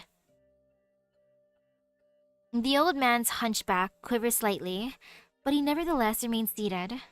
The wandering monk draws 2 steps closer to him. When I think back on everything that's happened over the last few days, it seems almost like a dream. The man who went up the mountains to bury the explosives, the man who personally wrote the application letter to the government, and the man who lied to the investigator just now. Was that really me? How nice it would be if he told me that this was all a dream. I recall a saying I once heard, "Don't speak of dreams to fools. Dost thou now see thyself the fool?" Ridiculous, isn't it? 3 years ago, Feng Xiaoxi left the village after blowing up the Yishan temple, but I used them myself that night. The very same explosives the boy had made. I remember rushing over to the hunter's house to dig out the unused portion of Feng Xiaoxi's explosives from his room. I originally intended to confiscate them for safekeeping so they would not be used for harm. Who would have thought that they really should have been kept from me? Oh, it all becomes clear. Venerable Elder, at this juncture, what does your heart now tell you? I don't care if I die now. I just feel bad for those that I've wronged. Feng Xiaoxi, though the boy was paranoid and reckless, it's not as if he was rotten at his core. He destroyed the ancestors' temple for the sake of his father, out of a sense of filial piety. To make matters worse, none of this had anything to do with him. He was only 15, so young, and we drove him to his death. The other boy, I don't know where he came from or what he came here to do, but he stayed here, did not go back. Now his family will never hear of him, no matter how much they cry and wail. But even when I prayed for him before my ancestors, all I could call him was Feng Xiaoxi. I didn't dare consider whether his soul would be able to rest in peace, fearing that it would forever haunt Moshan village. Please do not come any closer, Shifu. After hearing the prayer thou didst offer, I've been chanting sutras for the boy in my spare time these past few days. A pity that my head priest never formally taught me more than a few full sutras, but hopefully my sincerity was enough. Now everything has come to light. Those 2 lives, if the mandarins decide to pursue the leads, a dozen households or 100 people will all be implicated because of my actions. I know how deeply I've sinned, which is why I do not dare beg forgiveness from the ancestors. All I can do is... Yeah. Cease thine improper thoughts.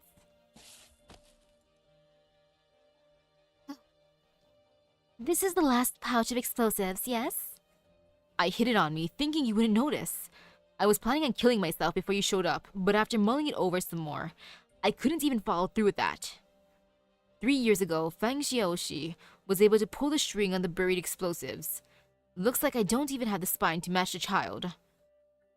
Didst thou believe ending thy life would form an adequate solution to all that has happened here? Wrong, incorrect. No, this is thine assumption that thou couldst abandon the situation, that thou couldst avoid living with the consequences.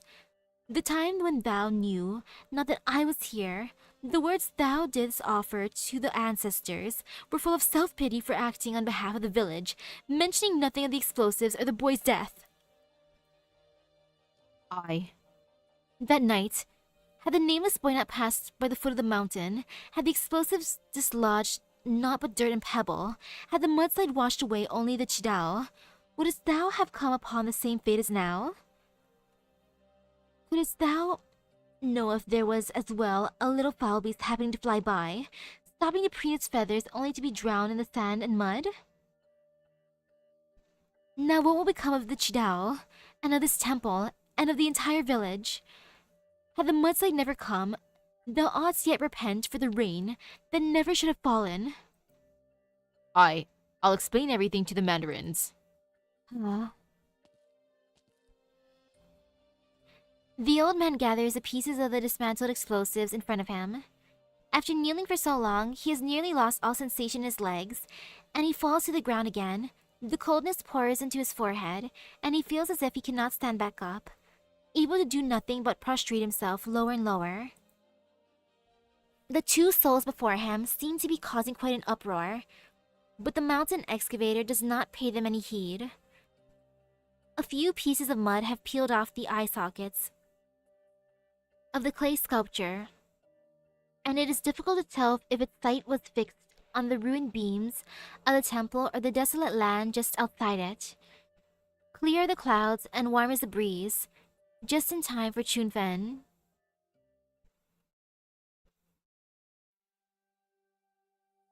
Oh, that's blurry. All better. Are you awake yet? Your vision's a bit blurry, but you can still tell good from evil. Looks like your brain's intact.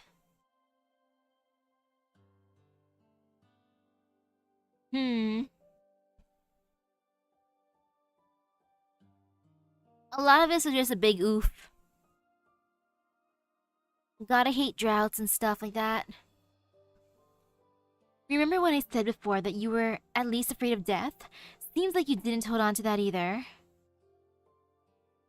So, this is the third time I've saved your life. You really had the guts to dive off that cliff, huh? I'm not a foul beast after all, and nearly lost my own life going after you. Thank you. Don't mention it. I was the one who brought you back, so of course I'd rather nothing happened to you. But I didn't expect you to actually jump, which slowed my reaction. If you don't feel like talking, then don't. You can still walk, can't you? I'm not planning to head back to the village. If you don't know where you want to go, I suppose you can follow me around for a while. Alright. And now she has officially adopted the boy. You've asked about my life story before, didn't you? Maybe this would be the right time to tell you. Back when the army broke through the river fort at Jiangxi, my father and a number of the other bandits were put to death, but I managed to escape. To the government, I am also a person without a name. There are many, many nameless people in the land, just like you, just like me, just like the boy who nearly became Fang Xiaoxi. A name is certainly important, but it's more important for you to understand the meaning behind that name. If you want to stand up and fight injustice, does it really matter what you are called? Sometimes you'll make bigger waves and accomplish more things without a name. I think this is a good resolution. I do feel bad for that one boy who got caught up, though. I wonder who he was. Like that random unnamed boy. Only by letting go of meaningless obsessions can we truly recognize what we are meant to do. I don't expect you to understand my words right now. I have my own things to do, so I can't take care of you forever. But if you truly want to learn Kung Fu, I can teach you for now. When you're capable enough to establish yourself, or figure things out on your own, or find something else worth living for, you're free to leave at any time. But know that there are many who succumb to evil and cause calamity after acquiring power. If you become a man like that, I will kill you. Alright, I'll teach you another saying we have among Jianghu martial artists. It pretty much means the same thing as there's always next time. Lai Ri Fang Chang. Tomorrow is long.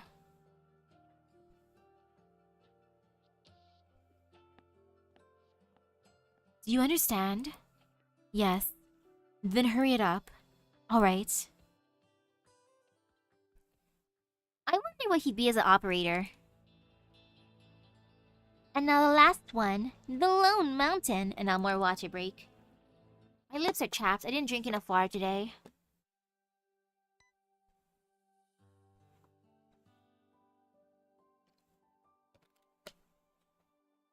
Yummy, yummy water.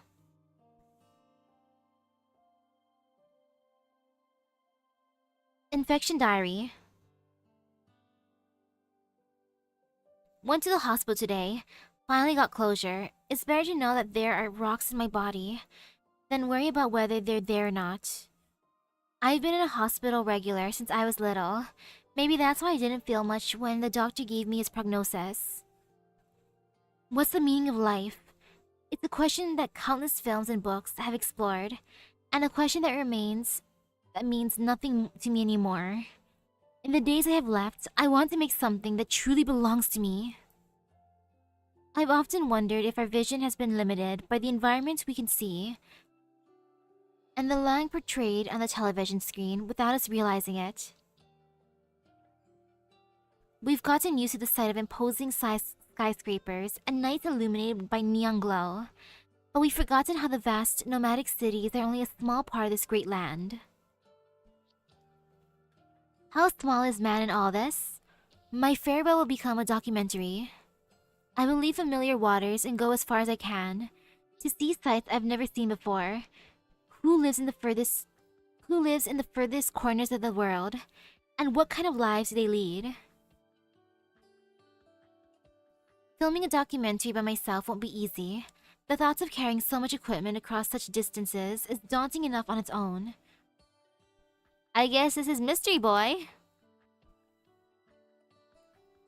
But what do I gotta lose? Maybe I get a neuropathy attack halfway, and everything's over right then and there. My time is better spent thinking of a title for the work.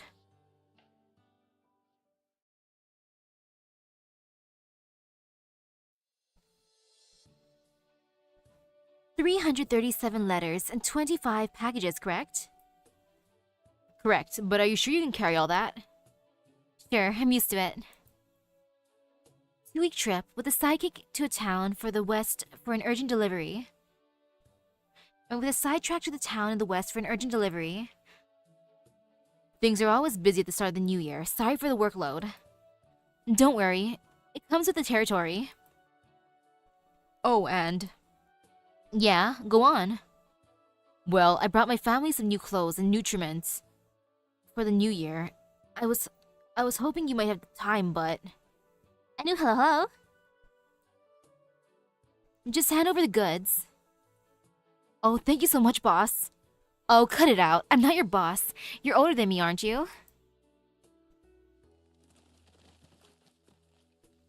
Oomph. How many pieces is it? That's why I wasn't sure I should say. I mean, if it's too much, just load them up. A few pieces more won't make a difference. Thanks. Oh, and send my love to my folks if you see them. Tell them I'll definitely be back for the next new year. Gotcha. I'd better get going. I love this messenger lady's design.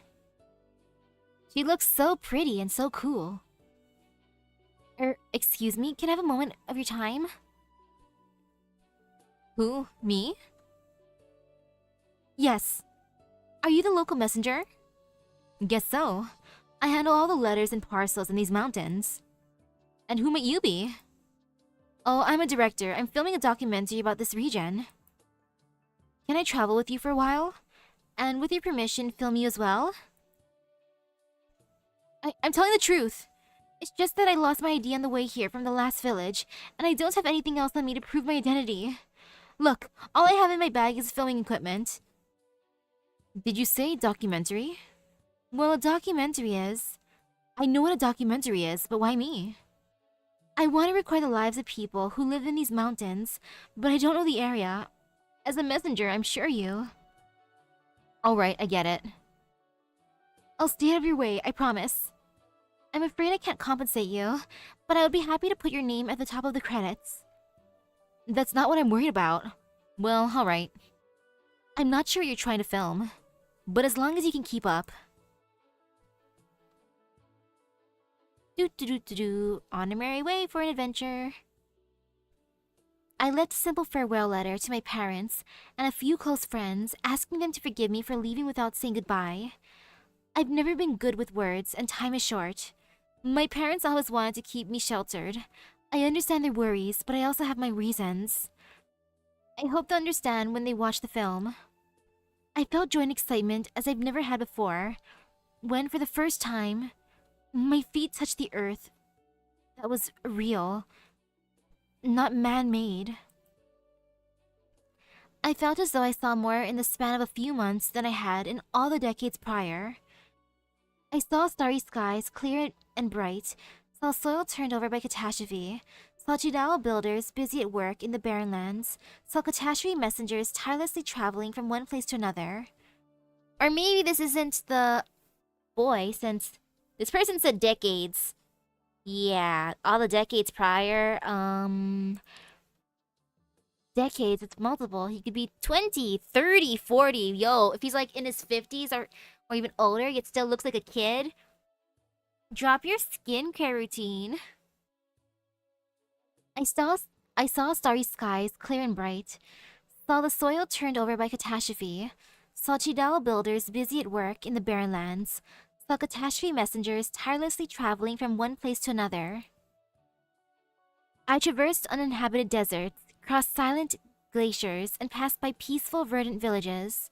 They invited me to stay for the Yanese New Year's Eve, and to share in a cup of miju that they made themselves.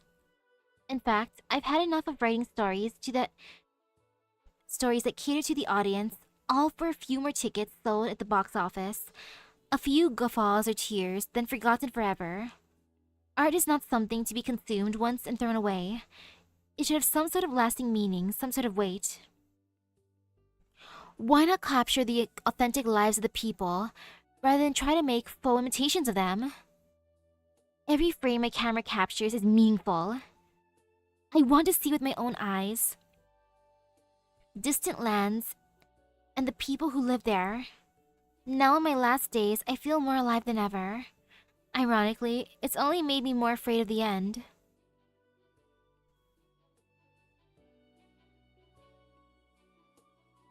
Narration. The messenger's day begins before sunrise at an hour when the starlight begins to give way to dawn. In remote regions like this, the delivery of parcels, letters, even simple messages requires no ordinary effort. Messengers embark on a long journeys into the wilds, facing a multitude of risks and challenges. This messenger, for instance, walks a dozen li every day. Dozens of li. A dozen li won't even get me over a single peak. Sorry, my mistake. I'll redo that narration.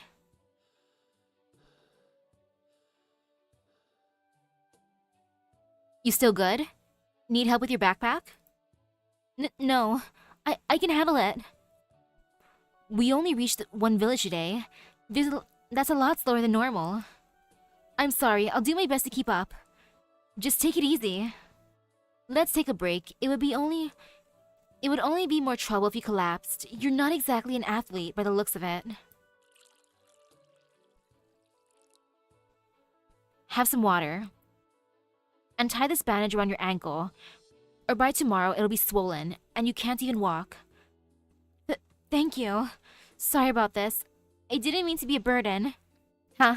Not like I ever expected a city boy to keep up with me. What exactly have you been filming anyway? Just the scenes and the people along the way. I've seen movies too, seen the glamorous scenes, handsome actors, and beautiful actresses. Is there a reason why you're filming bare mountains like these? Of course there is. True beauty lies in that which is authentic. Glamorous whitewashed scenes are no more than a deception. There's meaning in filming that which no one has ever seen, and that which has become lost to the passage of time, so that people can see them. Since you're taking a break, may I interview you? Interview? Just asking some questions. You don't have to answer if you don't want to. I guess. Do I talk to the camera? Have you always lived in these mountains? I left for a few years to go to school and came back after graduating. Can you talk about this place from your own perspective? Or talk about it? It's just what you're looking at, ordinary mountains, far away from civilization, not a lot of people here, and even fewer visitors. Nothing's really changed as far as I can remember, other than the building of the Qiubai. How do the people here make a living? Most years, we grow enough to feed ourselves and trade away any surplus we have for other things we need. The climate may be dry, but it's just right for certain fruits. A while back, I was thinking whether there was a way to sell the fruit grown in the village to the cities. But the cost of transportation was too high, so nothing came of it. A lot of villages look pretty empty. People have been moving to the nomadic cities for years.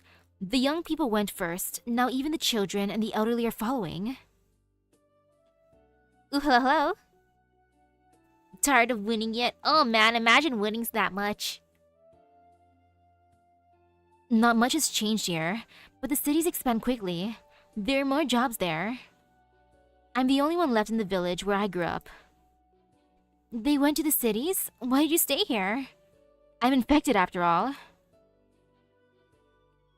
Maybe I could have gone if I really wanted to, but I took a look at myself in the mirror, and traversing these mountains is what I do best. Rather than start from scratch in an unfamiliar place, I would rather do what I can, especially if this helps other people. Plus, who would deliver the mail if I left? Isn't it tough? Have you ever thought that it was unfair? Tough? Is there anything that isn't tough? I'm more comfortable doing what I'm good at, what I'm familiar with. As far as fair or unfair, who's to judge that sort of stuff? I would rather just do my job. Or did you think that life outside the cities was hell? Things might be monotonous here, but it's not so bad that we have to beg for sympathy. There's nothing wrong with working hard and making a simple, grounded living. I guess you're right. But how could there be change if things continue like this? Change? Things are changing every day. Today's house is a little more solid than yesterday, and today's crops grow a little taller. That's not the kind of change I'm talking about. I'm talking about change on a larger scale, on a structural level. People shouldn't be limited by what they want, by what they were born into. They should have equal access to resources and opportunities no matter where they live. Sure, that's a nice thought to have, but you've got to start with solid, hard work, after all. Let's give this a rest. We've gone way off topic. Alright, we can talk about something else. What about yourself? Myself? What is there to talk about? As a messenger, what sort of regrets do you have? What are your hopes of the future? What's been the most unforgettable thing in your career? Like, oh, what an interview. Though, Messenger is just satisfied with her life. Yeah, she seems pretty satisfied, and I respect that. Unforgettable thing? I'll tell you, but only if you turn off the camera. Sure. There was one time when I was hurrying through the mountains overnight to make an urgent delivery. It was raining, and the dirt on the slopes started to come loose. Rocks came rolling down the slope. Was your infection? No. I saw a big rock that was about to fall into the parcels. I don't know what I was thinking in the heat of the moment, so I tried to knock it away with my horns.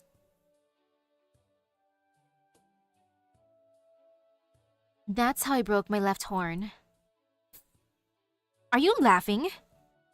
Sorry, I didn't mean to. Whatever. Still better than the long look on your face you've been having. I find it funny too. I can still carry the broken horn with me to remind myself not to rush on rainy nights. And maybe I could find a doctor to put it back if I get the chance. I've done a lot of dumb things and seen a lot of interesting sights on my deliveries. But I'm usually by myself, and there's no one to tell my stories to. Well, here's your chance. Any other stories you care to tell? And have you ever thought that you're not really by yourself when you're delivering? Like, the boy's personality seems decent so far, though.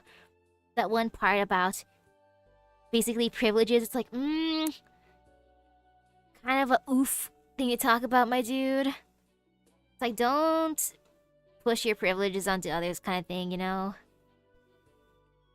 It's like, she's satisfied with her humble life, bro. And have you ever thought that you're not really by yourself when you're delivering? When you look back at your life, what do you feel? I've asked many people the same question, and the answers are often similar. All the ups and downs of life, summarized in a few words. The messenger talked about life in the mountains, her lost home, her infection, as though she was talking about going out for a walk after dinner. But what kind of pain, suffering, and frustrations lie behind her dispassionate words? What helplessness does she feel, of which she is not aware? We're all equally helpless before the great maw of reality. How would I answer the question myself? What more can I record with my camera? And what more can I do before the end comes? What would I leave behind?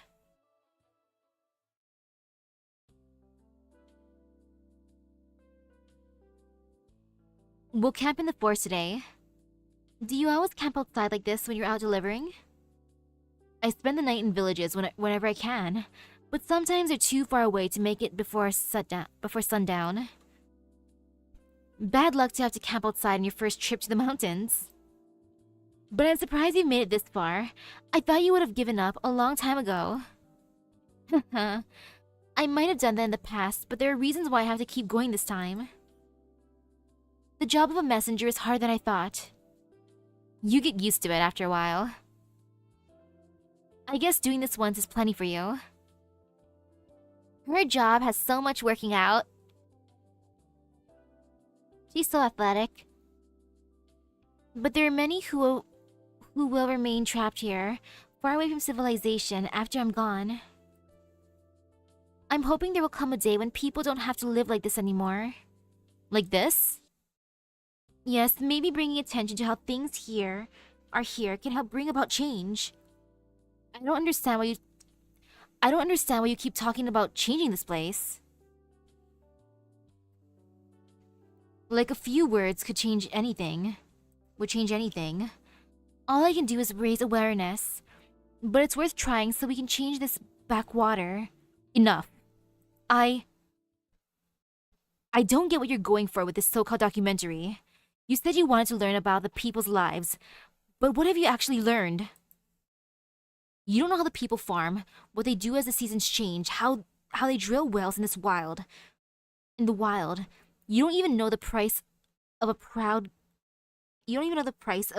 of grain. You don't know anything. I may not know much, but I've seen things here with my own eyes. Didn't you say you wanted to see change? Yes, life here's hard, much poorer than in the cities. But the people here do their best to make a living in their own way. For someone like you who doesn't actually know the people here, who are you to judge our lives and to look down on us? What gives you the right to talk about change? You've got a lot of grand talk about compassion, but in the end, you're just looking down on us, pitying us.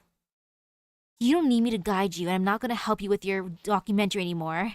Zai Jian. Yeah, I don't blame her for that. It's like, why do you keep bringing this up, dude? I'm saying how we're all like satisfied with our lives. Like, sure, it's hard work, but it's honest work. And now you're talking down on us? How dare you? Bye. Like, sheesh.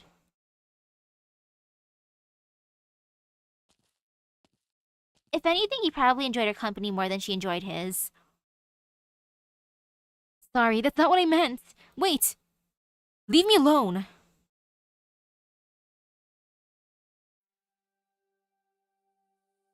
Oof. I've done what I could to fix the camera. Check it out.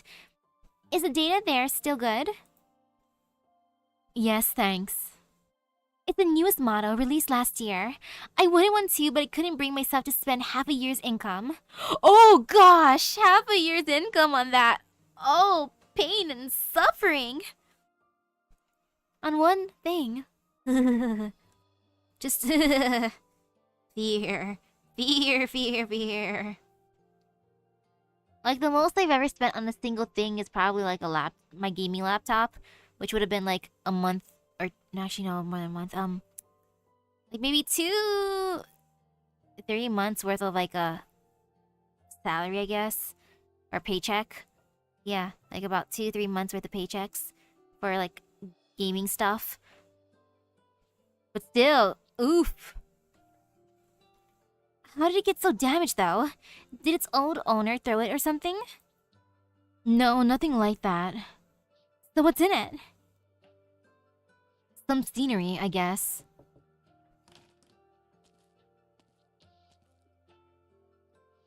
Your test results are in, Wind Chimes. Thanks. I can give you the room if you want to look them over. I can give you the room if you want to look at them now. Hey, these aren't too bad. You had me worried there for a second. I'm not exactly a doctor, but those aren't great numbers. Remember to wear proper protective equipment on your deliveries. Will do, thanks.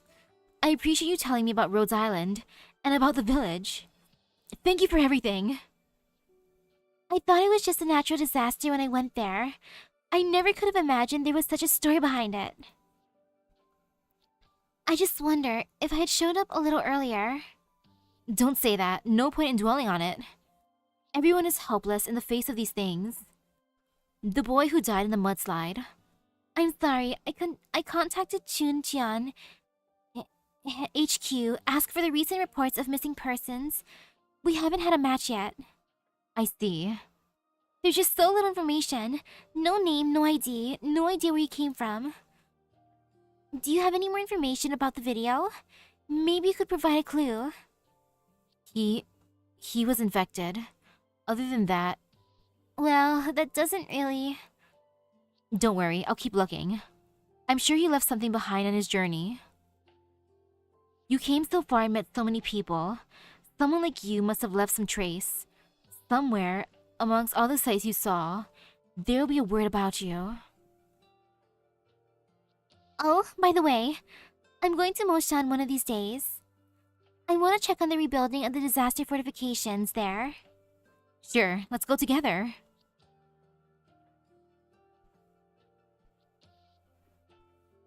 Hey, any letters for me? Stop pushing! I see my letter. No need to rush. Get in line, one at a time. See? See there, Wang?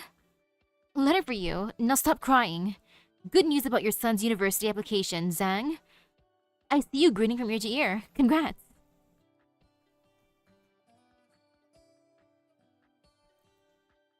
I've never seen faces like that. People gather around the messenger, waiting for news carried on a single piece of paper. News from their loved ones beyond the mountains. On everyone's faces is sincere expectation, sincere emotion. I share in their feelings through the camera lens. See you later. Their expectations are humble, but they are not lacking in emotions. Perhaps the lives of people are not so different after all. All the ups and downs of life summarized in a few words. Life and death, joy and sorrow, meeting and parting. What are you filming?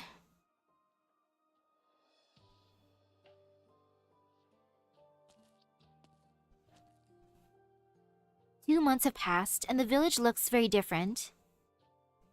It is the idle season for farming, but the villagers are busy as ever.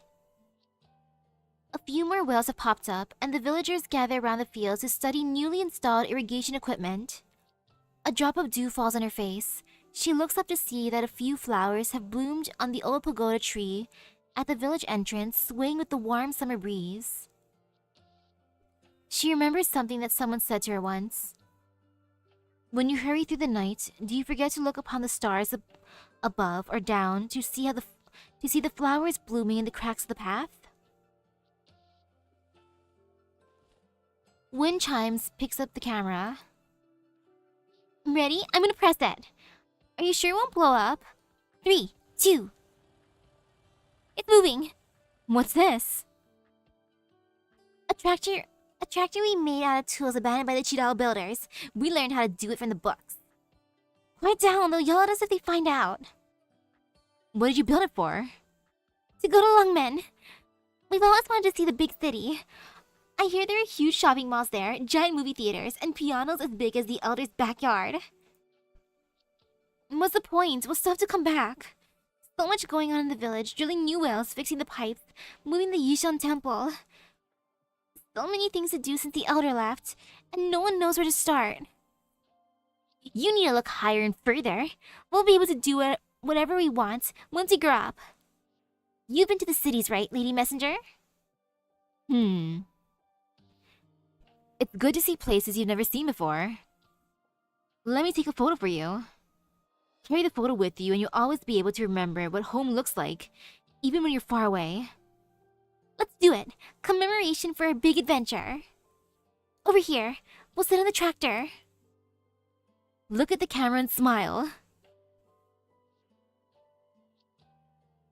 3, 2.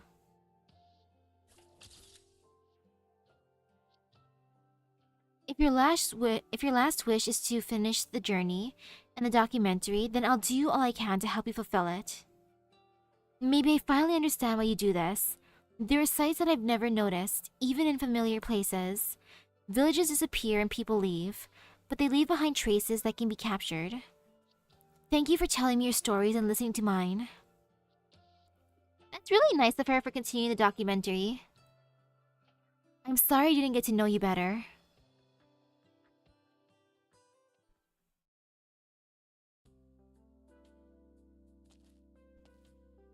Since it's been 2 months, I wonder how Qiubai guys are doing. Qiubai and her new son, Fang.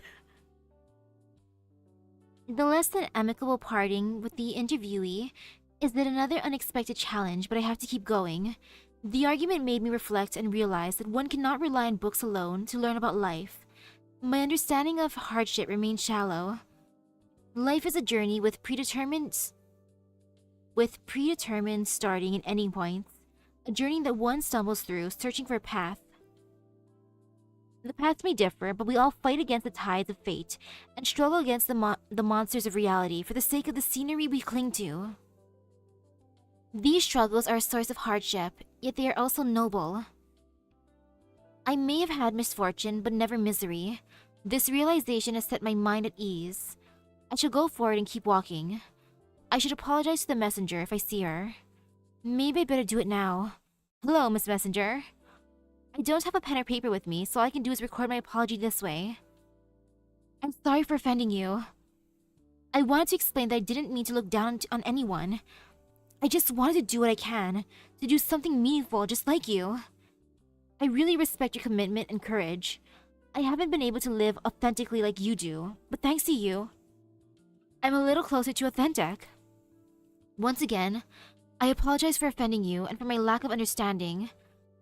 I hope you will see this apology, informal as it is someday. Yours sincerely. Oof.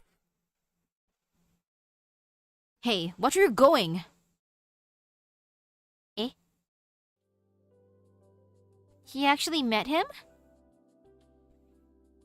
You said this machine keeps anything you see forever? Yes, it permanently records anything it captures. Can you record me too? Sure. What do you want to say? My name is Fang Xiaoxi. I'm going to be the greatest hero in all the lands. Remember the name. You'll hear it again soon. Alright, I will. Ah, yeah, you're gonna hear that name again soon, alright? Anyway, I've gotta run. There's a great demon after me. I'm off. Zaijian. Alright. Zaijian.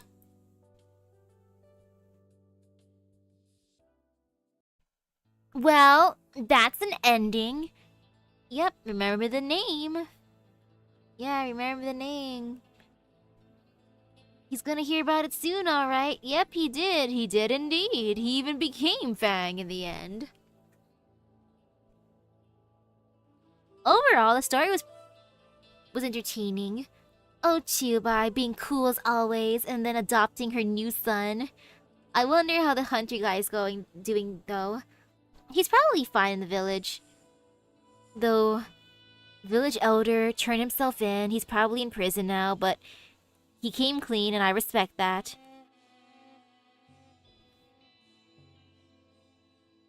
But yeah, quite the ending, alright? Though, out of the new characters that we've met, my favorite has to be her, Miss Messenger Windchime. She's a hard worker, and she's also... I love her design. I don't know why, but like it's just... beautiful. Super... I mean, there's something different that hits different about like tomboy characters, and I counters that, or at least athletic characters. Like, just making that, you know, that one okay sign, like, oh yes. That's how I feel about that. Like her. She's just built different. I love her design, truly. I think it's funny though how Saga came out. Saga just doing her thing as one do in your saga. She is living up to her name, continuing her saga. But yeah, it was a good event overall. Nice learning about something else. Especially Qiubai. I didn't expect to learn more about her so soon. That was good. And then I can't wait to see how her adventures go with her new son, Fang. He will become a wonderful kung fu master. I believe in him. Or actually, if he comes to our Rhodes Island, he can get along with our builders. He'll teach them how to make explosives. They'll teach him how to make robots. That'd be fun for him, right? Like, that'd be great. And then he can work at our base. He can work with our lovely crew. He can help me make more things in my base. Ah, yes. I'll put him to good work. He can make money. He doesn't have to worry about not getting money. I will pay him in food and LMD, I guess. And maybe the other stuff we sell in our base. Yeah, I will put that... I'll slip him a note saying that, like, if you ever want to apply to my Rhodes Island, my boy. You got the job. Don't worry. We already know you have a reference, a really good reference, Qiubai. But yeah, that was pretty good. I feel satisfied. And I can rest well tonight then. So thank you for stopping by the stream. I hope everyone has a great rest of their day and epic gacha luck. I am satisfied with this.